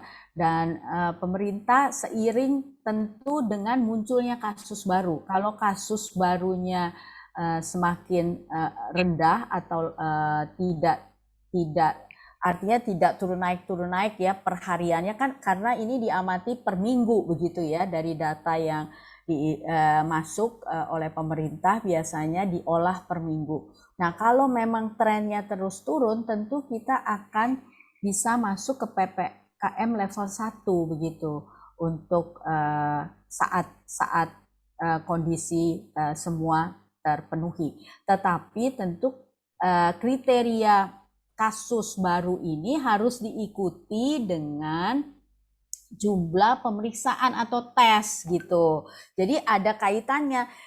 Bisa aja nggak ada kasus baru karena kagak diperiksa begitu ya. Jadi nggak terdeteksi. Nah, itu yang mesti diikuti. Artinya memang pemeriksaannya semua dilakukan dan memang tidak ada kasus baru begitu yang timbul. Nah, oleh karena itu memang dianjurkan siapapun yang memiliki gejala ataupun tanda-tanda walaupun ringan itu sebaiknya dicek untuk memastikan ini iya atau bukan. Kalau bukan, tentu itu menunjukkan tes kita sudah cukup baik, tetapi kasusnya memang tidak ada lagi begitu. Jadi jangan kasusnya tidak ada karena memang tidak dites begitu ya. Nah, itu mungkin Dr. Sofi. Ya. Terima kasih Pak Erdi. Ya, cukup jelas ya Pak Erdi. Ada yang mau ditambahkan Pak Erdi? Semoga cukup jelas. Bapak Ibu yang lain, apakah ada pertanyaan lagi? Jadi kalau tadi saya mau menambahkan, Dr. Wani, untuk konfirmasi kesembuhan biasanya memang kita harus melakukan swab PCR ya, apakah memang sudah negatif atau masih positif. Tetapi memang itu keperluannya memang berbeda-beda dok. Kadang-kadang secara teori kalau sudah isoman 10 hari dianggap sudah sembuh gitu ya, sudah tidak menularkan, kecuali kalau memang masih ada gejala itu ditambah 3 hari. Nah, sekarang pun di Peduli Lindungi kalau sudah lewat 10 hari dok, dia sudah berubah warnanya, artinya kita sudah boleh beraktivitas tanpa melihat lagi hasil swab PCR-nya. Nah, itu bagaimana dok? Jadi PCR itu apakah mutlak masih diperlukan untuk konfirmasi kesembuhan atau memang kita sudah, kalau sudah melewati 10-14 hari kita sudah boleh dinyatakan sembuh? Iya, Dr. Sofi.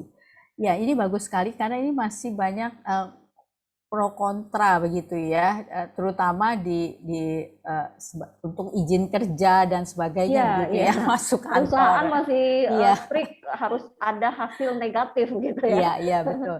Nah, tentu pemerintah menetapkan hal tersebut dengan alasan yang kuat ya.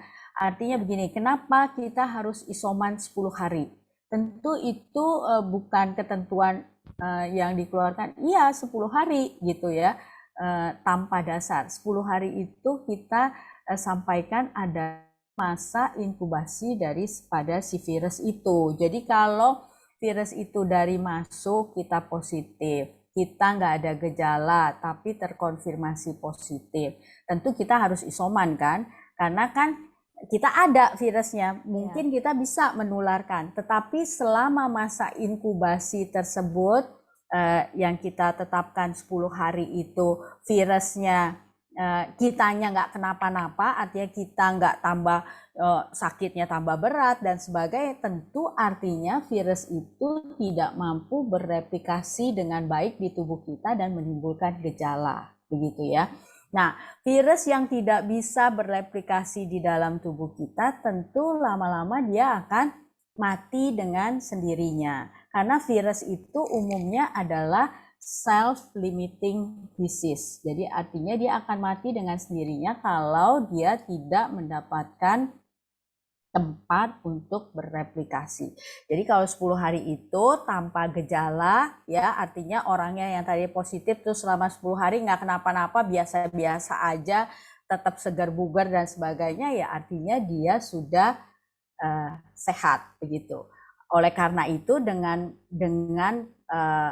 hasil tersebut maka Peduli Lindungi otomatis disetting menjadi hijau.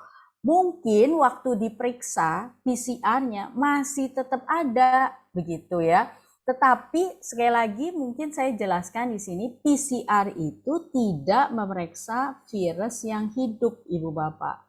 PCR itu memeriksa materi genetik dari virus. Jadi kalau sisa-sisa virus itu pun masih ada materi genetiknya keambil, maka diperiksa dia akan tetap positif.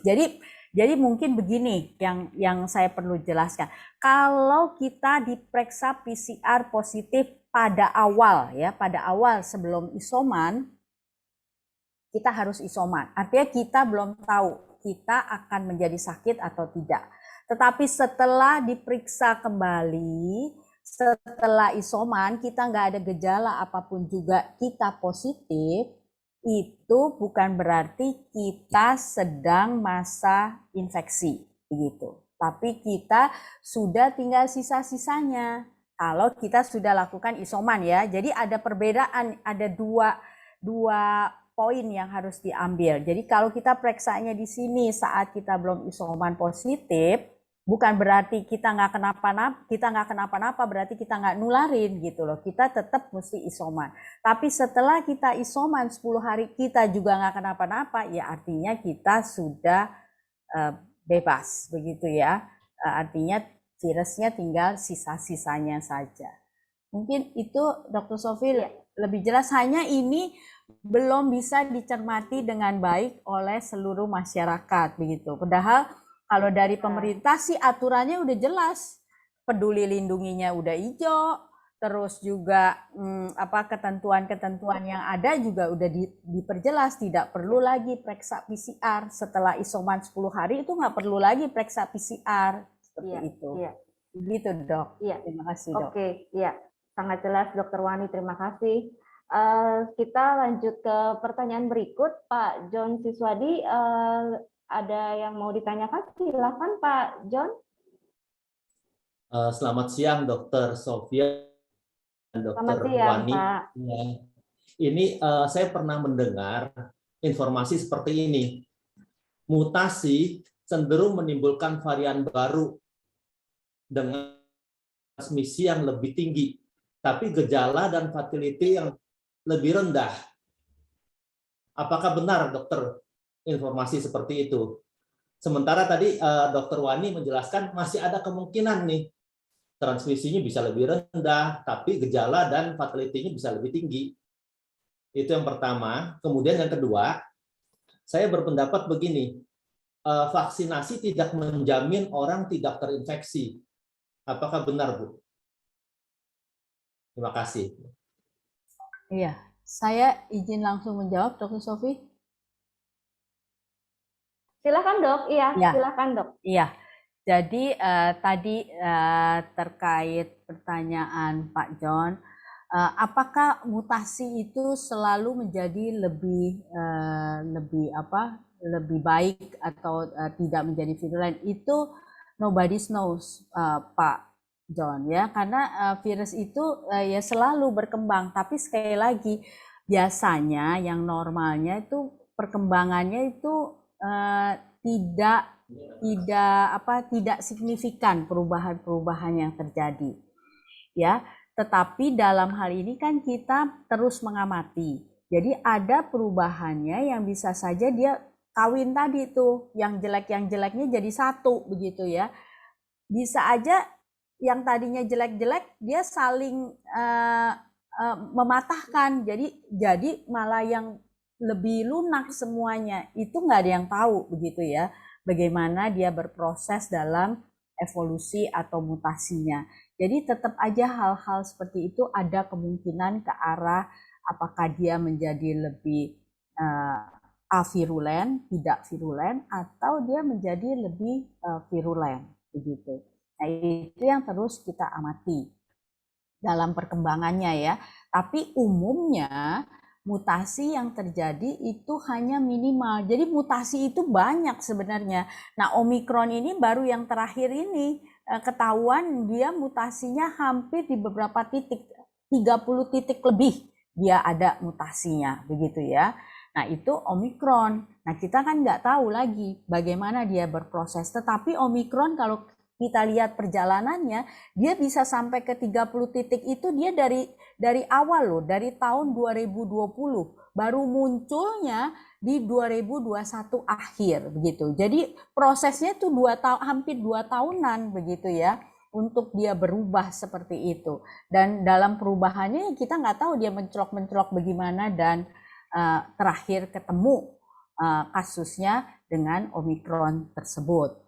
Tetapi dalam perjalanan yang selama ini diamati juga banyak juga varian-varian lain yang nggak signifikan begitu perubahannya, sehingga tidak dilaporkan oleh WHO. Jadi yang memang saat ini kita dengar varian-varian baru itu sebenarnya bukan cuman alfa, beta, gamma, delta, omikron, banyak sekali varian-varian lainnya, tapi tidak terlaporkan karena seperti tadi tidak masuk dalam varian of concern, varian yang diamati oleh seluruh dunia, dalam hal ini peneliti yang dikoordinir oleh WHO ya, yang memiliki kelainan dalam transmisi, yang menyebabkan penyakit bertambah berat, atau yang mengurangi efektivitas vaksin. Karena kan kita nih masih berkejar-kejaran vaksinnya.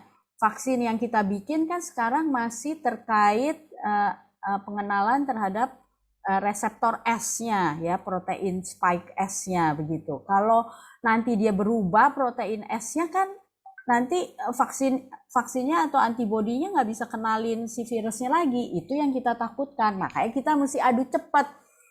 Kalau kita lebih cepat vaksinasi, artinya kemungkinan yang tadi ini menyangkut pertanyaan Pak John kedua, benar nggak vaksinasi itu bukan yang utama? Benar sekali. Vaksinasi itu hanya membantu meningkatkan sistem imun agar tubuh tidak mampu melawan kalau virus ini masuk, itu satu. Artinya dia bisa membuat kita tidak sakit, atau dia membuat kita kalaupun sakit tidak parah begitu ya. Itu fungsinya vaksin. Tapi apakah kita bisa terinfeksi? Bisa, sangat bisa, kemungkinan bisa. Tapi kita nggak menjadi berat karena tubuh udah disiapkan, artinya udah diancar-ancar. Ini kalau dia datang ya pasti ini dilawan dulu keluar begitu ya. Jadi efeknya yang timbul tidak terlalu berat, dan ini terbukti dengan Omikron ini ya. Setelah kita cakupan vaksinasinya baik 2 kali minimal itu, apakah kita nggak kena? Kena tetap. Banyak yang udah divaksin 2 kali itu justru kena Omikron, tetapi dia nggak berat begitu ya, gejalanya ringan dan nggak perlu sampai perlu perawatan sampai masuk ICU dan sebagainya. Mungkin itu Pak John yang bisa saya jelaskan. Terima kasih. Iya, terima kasih Dokter Wani. Terima kasih. Ya, terima kasih Pak John atas pertanyaannya. Semoga sangat jelas ya apa yang sudah disampaikan Dokter Wani. Lanjut ke pertanyaan berikutnya, Dok. Ini dari Ibu Adriati Chandra. Jika sudah vaksin booster pada Oktober tahun lalu, apakah boleh diulang setelah 6 bulan nanti? Silakan, Dokter. Iya, tentu sangat-sangat boleh, sangat-sangat boleh. Tapi tentu karena keterbatasan vaksin seperti pemerintah harus mengaturnya ya, sehingga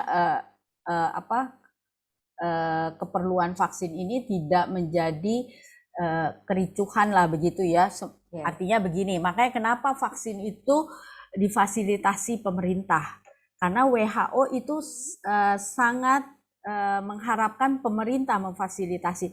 Jangan nanti yang punya uang yang bisa vaksin begitu ya, yang nggak punya uang nggak bisa vaksin. Nah ini tentu akan menimbulkan masalah dalam sosial ekonomi begitu ya di masyarakat. Nah untuk itulah makanya keberadaan vaksin atau ketersediaan vaksin ini diatur oleh pemerintah. Dan saya izin menyampaikan juga saat ini juga Indonesia sedang berusaha membuat vaksin, dan mungkin nanti di September atau akhir tahun 2022 ini kita udah mampu memproduksi sendiri dan bisa digunakan, karena saat ini sudah masuk ke dalam tahap uji ya, uji klinis ke beberapa orang untuk dicobakan. Nah itu vaksin merah putih yang kita kenal. Nah mungkin itu sangat boleh tentu ya, tapi ya mengikuti prosedur yang ada. Kan saat ini misalnya ada undangan atau apa begitu ya diberikan. Begitu. Baik, ya. Oke, terima kasih Dokter Wani. Dari Bu Ana Sarbudin, Dok, mengapa orang bisa kena COVID berkali-kali sebelum Delta? Sebelumnya Delta sudah kena, pas Delta kena lagi, yang Omikron juga kena lagi. Apakah tidak adanya kekebalan setelah kena? Terima kasih. Ya, seperti tadi yang saya sampaikan, kekebalannya tidak sempurna ya. Apakah ada kekebalan? Ada. Tapi mungkin nanti dilihat dia kena berkali-kali itu, tetapi apakah yang sekian kali itu lebih berat dari yang sebelumnya, atau yang pertama itu dia lebih berat, makin lama makin ringan begitu ya. Nah itu yang harus kita amati prosesnya. Nah kenapa orang ini bisa kena berkali-kali? Nah tentu harus dilihat secara keseluruhan ya, secara holistik. Apakah orang ini memang rentan imunnya karena memiliki komorbid atau memiliki kelainan imun tersendiri seperti itu. Nah itu tentu harus dilihat secara lebih holistik begitu, Dr. Sofi. Ya. Terima kasih Bu ya, Ana. Terima kasih Dr. Wani atas jawabannya. Dari Ibu Yuvita, selamat hari Minggu. Bila terkena Omikron dan sudah negatif, kapan boleh ikut boosternya, Dok? Ya, untuk ikut boosternya biasanya itu saat ini ditentukan 3 bulan begitu ya, setelah terpapar begitu. Silakan kalau udah bisa dan punya tiket artinya ya, punya undangan, silahkan. Ya. Oke. Kita lanjut ya Dokter Wani. Ini dari Bapak Ronald. Apakah ketika nanti berubah menjadi endemi kita masih tetap menerapkan prokes 5M secara ketat atau sudah direlaksasi? Misalnya sudah diperbolehkan melepas masker bagaimana pendapat dokter pada pelaksanaan self testing swab antigen? Terima kasih. Silakan dokter. Ya, terima kasih Dr. Sofia. Ya, terkait tentu kalau kita sudah masuk ke dalam status endemi, tentu akan ada pelonggaran-pelonggaran, tapi bukan berarti pelonggaran terkait cara hidup sehat ya. Artinya mungkin kita udah nggak perlu pakai masker, tetapi bukan berarti kita nggak sering-sering cuci tangan seperti itu ya. Lalu perilaku-perilaku hidup sehat yang lainnya tidak kita kerjakan, bukan begitu. Artinya tetap tanda petik ketat ini kan juga relatif ya. Ketat di saya belum tentu ketat di ibu bapak begitu ya. Nah, artinya penggunaan masker menurut saya ada baiknya kalau kita pakai keluar sebenarnya juga nggak salah begitu ya. Tetapi mungkin nggak seperti saat sekarang ini kemana-mana masker, tetapi mungkin nanti penggunaan masker bisa kita pakai karena udah terbiasa. Saya sendiri secara pribadi terbiasa ya, jadi kalau keluar yang asap mobil segala macam itu ya saya pakai masker karena lebih nyaman begitu ya. Nah, mungkin hal-hal seperti itu bisa kita adopt begitu ya di era new normal begitu. Tetapi terkait apakah setiap ngomong mesti pakai masker dan sebagainya mungkin tidak demikian. Gitu. Lalu yang tadi satu lagi. Yang kedua, bagaimana pendapat dokter pada pelaksanaan self testing swab antigen? Jadi cek sendiri ya swab antigennya. Ya, oke. Nah, cek swab antigen sendiri sebenarnya nggak masalah ya, asal memang tahu caranya begitu ya, memastikan itu benar. Karena kan di luar negeri juga udah dikasih kok tesnya itu sendiri dan mereka melakukan sendiri begitu ya. Jadi sebenarnya nggak masalah kalau kita bisa lakukan dan sesuai prosedur dan kita tahu kit yang kita gunakan baik dan cara membacanya tepat, itu boleh aja karena itu bisa mandiri, kecuali PCR tentu ya. Kalau PCR kan harus ada peralatan khusus. Kalau swab antigen saya rasa it's okay, bisa semua orang melakukannya begitu. Iya, oke, terima kasih dokter. Pertanyaan berikut dari Ibu Ana lagi, angka CT di tiap lab beda-beda, ada yang 35 sudah negatif, ada yang 38 negatif, ada yang 40 baru negatif. Mengapa tidak ada keseragaman? Misal negatif semuanya 40 gitu. Silakan dokter. Iya, terima kasih Bu Ana. Kenapa tidak ada keseragaman? Karena memang nggak ada keseragaman alat yang kita pakai sekarang ini. Nggak ada keseragaman. Iya, semua alatnya berbeda. Kit yang digunakan juga berbeda. Karena nggak bisa kita hanya boleh pakai satu kit begitu. Karena semua seluruh dunia butuh begitu ya. Nah, dan nggak bisa tuh satu produsen hanya satu kit seperti itu mensuplai semua. Jadi memang ini adanya keterbatasan supply ya. Jadi memang alatnya beda-beda, kit yang digunakan juga beda-beda, yang tentu dikeluarkan oleh produsennya ya sesuai dengan apa yang dia sudah lakukan cobanya ya, ujinya gitu. Sensitivitas dan sensitivitasnya. Jadi itu mungkin kenapa berbeda-beda, makanya nggak bisa dibandingkan saya periksa di lab ini terus saya periksa di lab anak. Pusing kalau ngeliatin CT karena sekali lagi saya bilang CT itu tidak memiliki makna terhadap wah saya CT-nya tinggi berarti saya udah lebih bagus dari kamu yang CT-nya rendah. Tidak, CT tidak menentukan itu ya.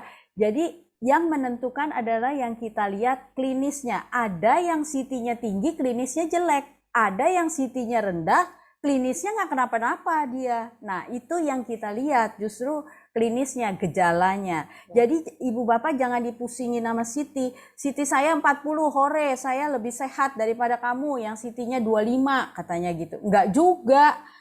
Yang CT-nya 40 misalnya bisa aja dia memiliki dalam beberapa hari ke depan dia bisa memiliki gejala yang lebih berat begitu.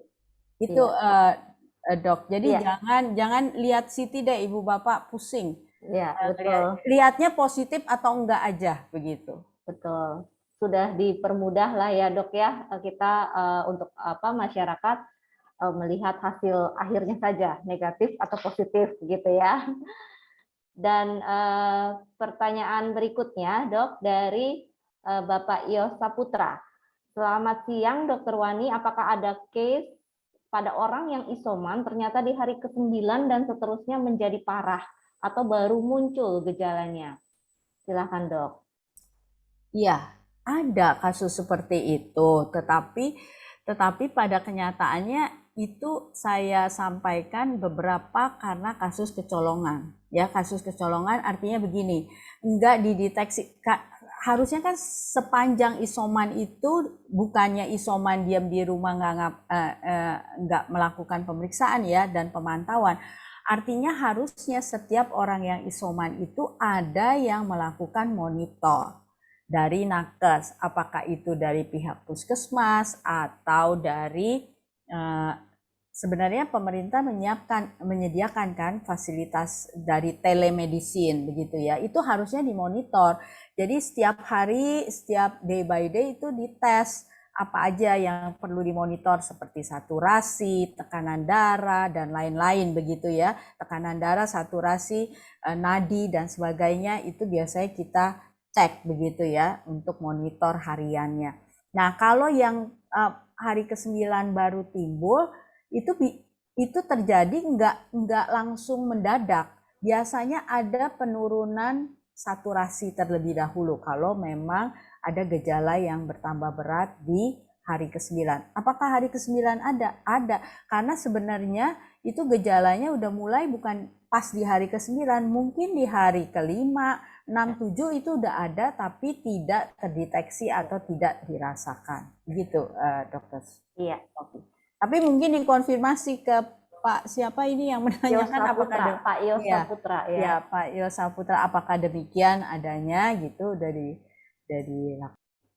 Ya, semoga jelas ya Pak Yos dengan yang tadi dijawab Dokter Wani. Apabila masih kurang jelas, boleh lanjut ditanyakan. Terima kasih, jelas dok. Oke, terima kasih Pak Yos. Lanjut dokter, pertanyaan berikutnya ini enggak ada namanya, jadi dari Galaxy A8. Pertanyaannya adalah, Dokter Wani, saya mau tanya sebaiknya kapan dilakukan tes apabila kontak dengan orang yang terkena COVID, dan tesnya cukup antigen saja atau PCR? Terima kasih. Silakan dok. Ya, terima kasih. Nah, kalau memang kita memiliki riwayat kontak, sebaiknya kita langsung tes dengan antigen ya. Kapan waktunya kita lakukan? Karena antigen ini kan screening ya, tapi bukan berarti sekali lagi nih, bukan berarti kalau antigennya negatif kita aman begitu ya. Kalau kita punya riwayat kontak begitu ya.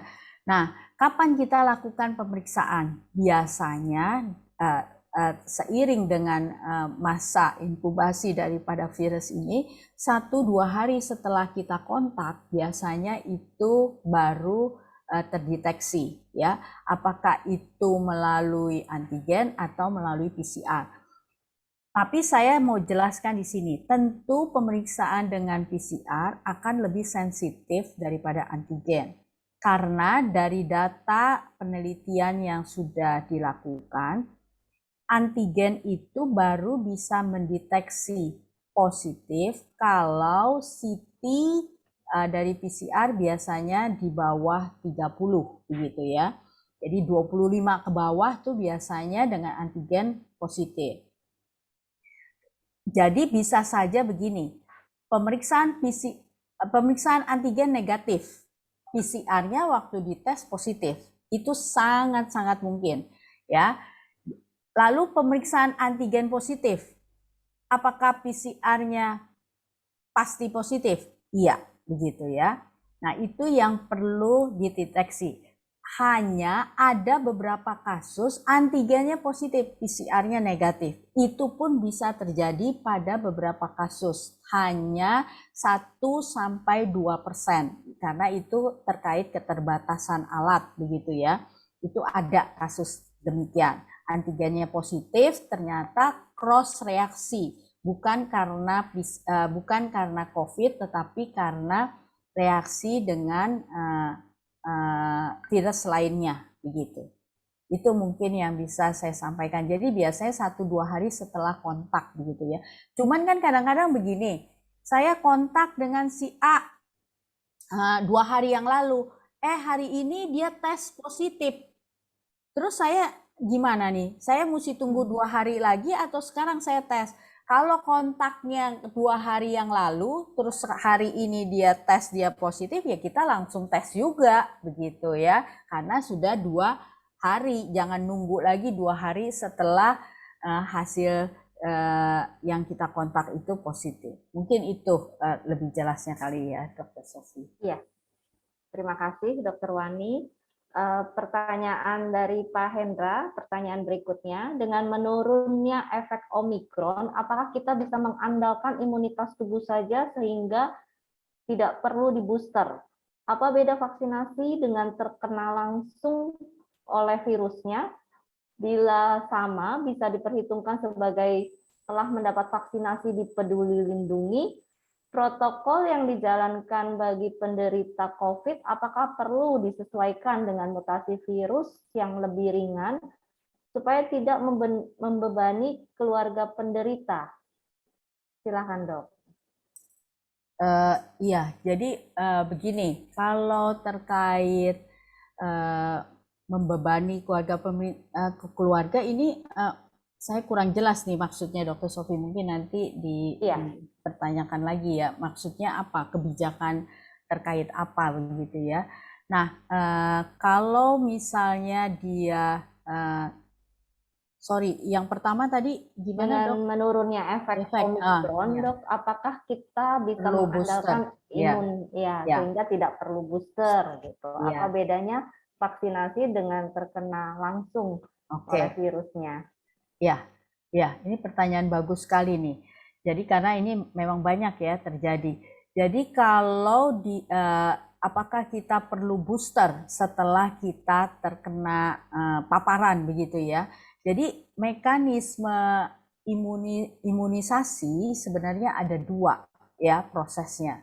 Apakah kita dapat langsung dari virusnya langsung masuk ke dalam tubuh kita sakit dan tubuh merespon membuat imunnya saat kita sakit tadi melawannya, itu pun ada imunnya. Makanya pada orang yang terpapar COVID, antibodinya cukup tinggi begitu ya. Tapi setelah beberapa saat tentu otomatis dia akan turun.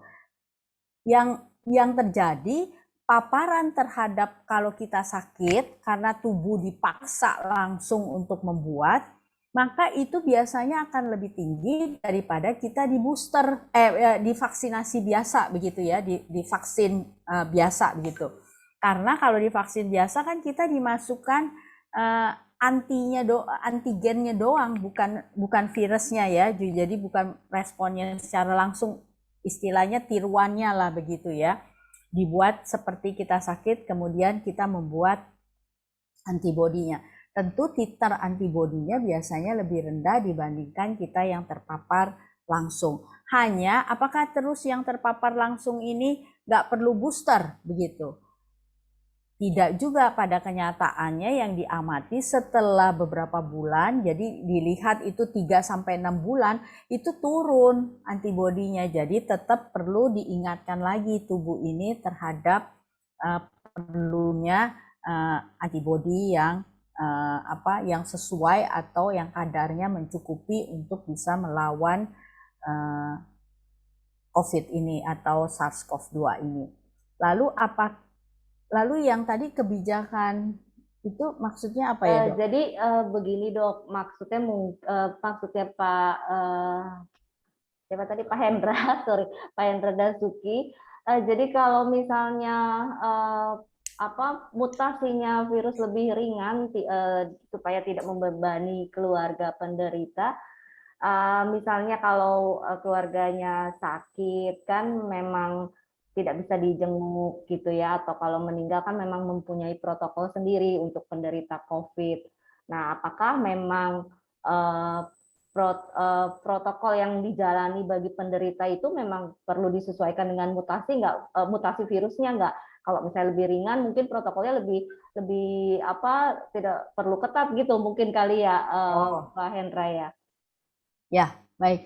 Tentu itu nanti akan mengikuti seperti nanti kebijakan ya PPKM ya, artinya ada pelonggaran. Kalau memang makanya sekarang ini kan diamati sebenarnya virus yang sekarang ini sedang bersirkulasi virus varian apa sih?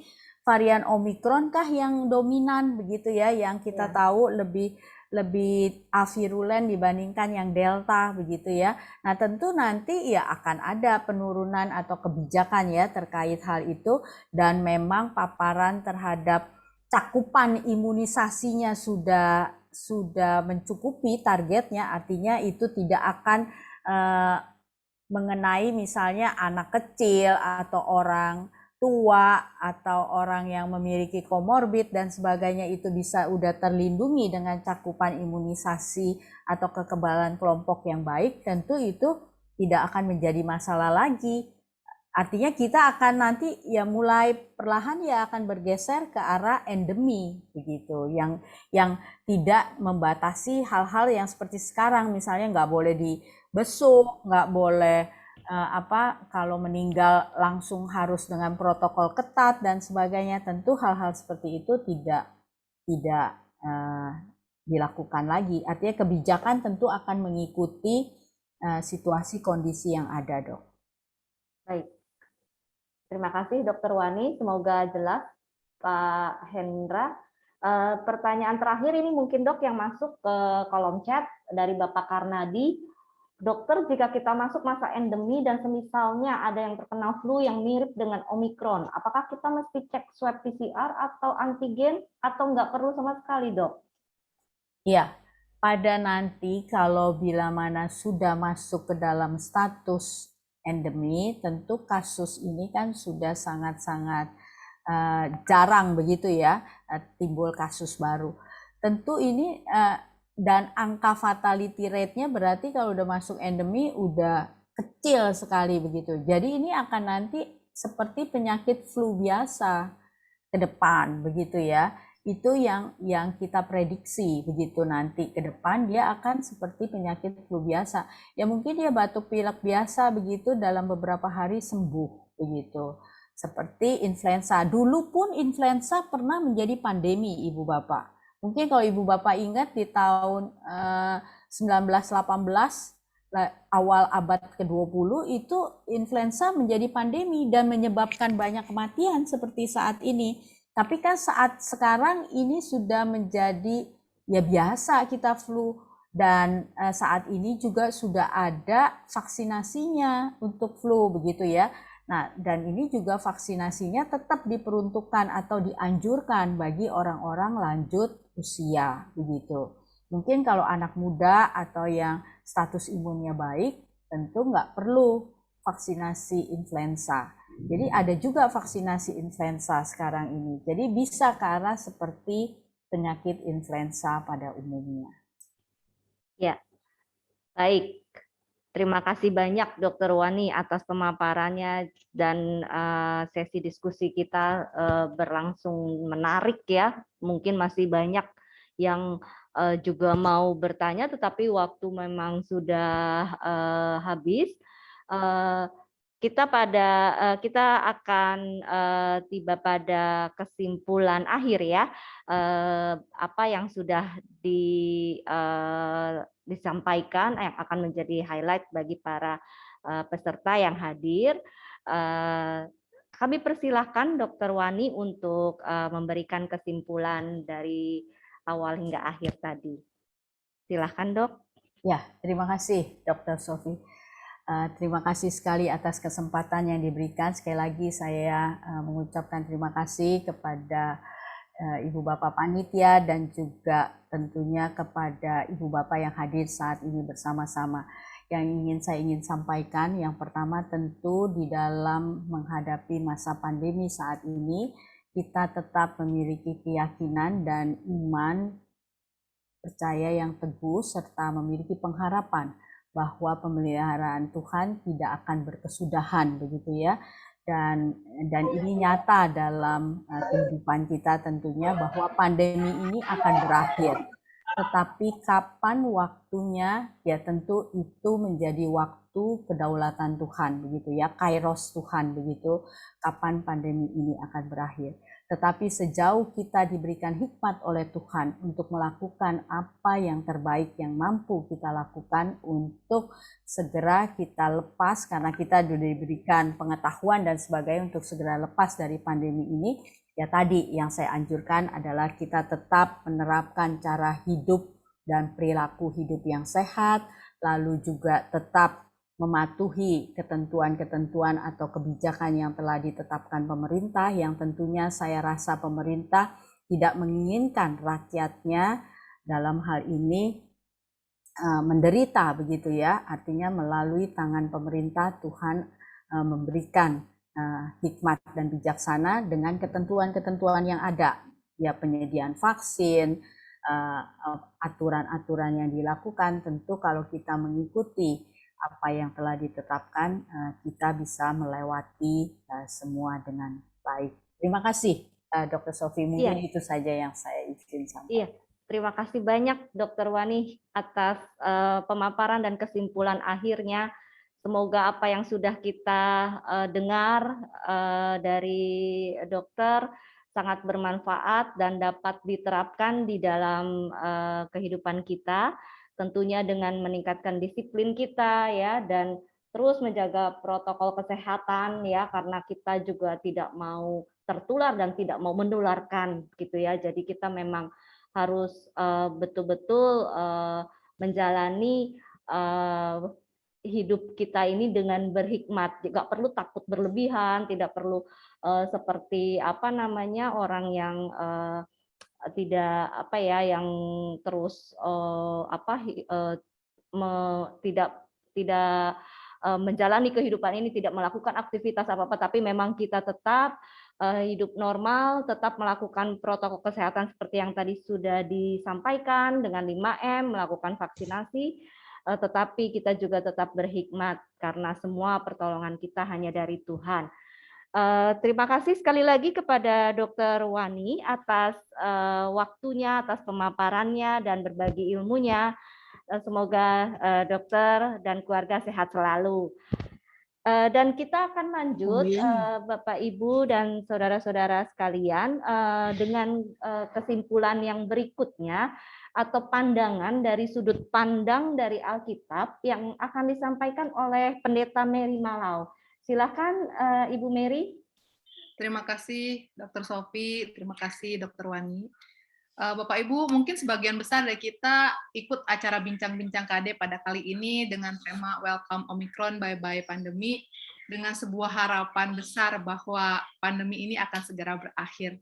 Tetapi lewat pemaparan yang kita dapatkan dari Dr. Wani tadi, kita jadi nggak terombang-ambing atas berita-berita yang menjanjikan pandemi segera, gitu ya, yang membuat kita ada dalam ketidaksabaran. Saya merasa Dr. Wani menolong kita paham bahwa ada tahapan yang harus dilalui sehingga dunia ini bisa mengubah pandemi menjadi epidemi. Dan untuk semua penjelasan medis, kita sudah mendapatkan sangat cukup banyak dan sangat jelas dari Dr. Wani, dan untuk itu terima kasih. Oleh karena itu, pada saat ini saya mau menyampaikan respon dari sisi teologis. Bapak Ibu, pandemi yang berkepanjangan ini yang kita alami bersama membuat saya teringat pada pengalaman bangsa Israel dalam masa pembuangan ke Babel. Mereka juga gelisah gitu ya, berharap segera berakhir, apalagi mendapatkan berita-berita bahwa dari nabi-nabi palsu akan ada sebuah perubahan dalam waktu cepat. Tetapi kemudian Tuhan bersabda lewat Nabi Yeremia mewartakan kalau masa sengsara itu masih lama.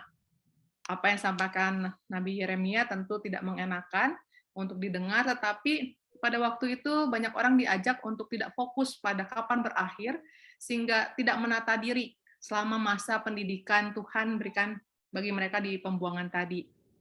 Pesan Nabi Yeremia ini mengajak setiap orang untuk fokus pada bagaimana menata hidup, sehingga dosa-dosa Yerusalem yang menyebabkan kemarahan Tuhan itu dapat ditinggalkan. Mereka akan keluar dengan pribadi yang baru. Pengalaman bangsa Israel ini membuat saya berpikir, mungkin ini adalah sebuah kesempatan yang Tuhan berikan kepada kita untuk mengalami pandemi ini, untuk juga menata diri kita. Kita percaya bahwa pandemi terjadi semua atas perkenanan Tuhan, sehingga pasti di dalamnya ada maksud Tuhan bagi kita semua. Oleh karena itu, dalam masa pandemi ini, saya merasa kita memang diajak untuk belajar terus mensyukuri dan juga memaknai lebih dalam lagi segala sesuatu yang dulu mungkin rasanya seolah-olah take it for granted ya, seperti persekutuan, gereja, kebersamaan. Kita diajak untuk dapat melihat bahwa ini sesuatu yang baik yang harus dipelihara, sebab ini tidak selalu kita dapatkan gitu ya. Yang kedua, dalam menjalani kehidupan tadi, protokol kesehatan yang sudah biasa kita lakukan ini mengajak kita untuk juga ada dalam pengawasan diri gitu. Jadi harus peka dan juga belajar untuk menjaga serta peduli orang lain. Hal-hal yang mungkin dulu kurang kita miliki, tetapi pandemi ini mengajar kita untuk terus ada dalam situasi seperti itu, sehingga semoga 2 tahun yang sudah berjalan ini membawa kita menjadi terbiasa, menjadi pribadi yang lebih baik lagi. Hingga pada waktunya, waktu Tuhan tadi, seperti yang sampaikan Dr. Wani, kita bisa keluar dari masa pandemi ini bukan hanya sekedar bersyukur, lega karena tidak terancam, tetapi kita sudah diproses menjadi pribadi yang lebih baik lagi. Demikian respon saya. Terima kasih, saya kembalikan kepada Dr. Sophie. Ya, terima kasih Pendeta Mary Malau atas sudut pandangnya dari sisi dari Alkitab, dan tentunya kita semua mengucapkan terima kasih atas waktu dan kebersamaan dari Bapak Ibu sampai dengan siang hari ini, dan kita juga berharap agar segala yang sudah disampaikan itu akan bermanfaat ya. Dan sebelum kita tutup, kita akan doa tutup dulu ya, yang akan disampaikan oleh Pak John. Silakan Pak John untuk doa tutup. Baik, selamat siang Bapak Ibu. Kita sudah mengakhiri acara webinar kita, bincang-bincang kita. Kita akan menutupnya dalam doa. Mari kita tundukkan kepala, kita berdoa. Kami mengucap syukur Bapak untuk 2 tahun yang Tuhan perkenankan kami untuk lalui bersama-sama di dalam masa pandemi ini. Masa-masa yang sangat sulit yang harus kami jalani. Kami bersyukur karena Tuhan menciptakan manusia yang sangat mampu untuk beradaptasi, sehingga kami boleh sampai dengan pada hari ini di mana kami ada. Bapak, kami mohon kekuatan fisik dan kekuatan iman kepada kami semua, karena kami menantikan waktu Tuhan yang menjanjikan segala sesuatu indah pada waktunya. Kami menantikan rancangan-rancangan indah yang Tuhan rancangkan bagi kami manusia di dunia ini. Kami mengucap syukur Bapak untuk teknologi dan ilmu pengetahuan yang begitu berkembang, sehingga kami boleh mendapatkan informasi yang begitu banyak.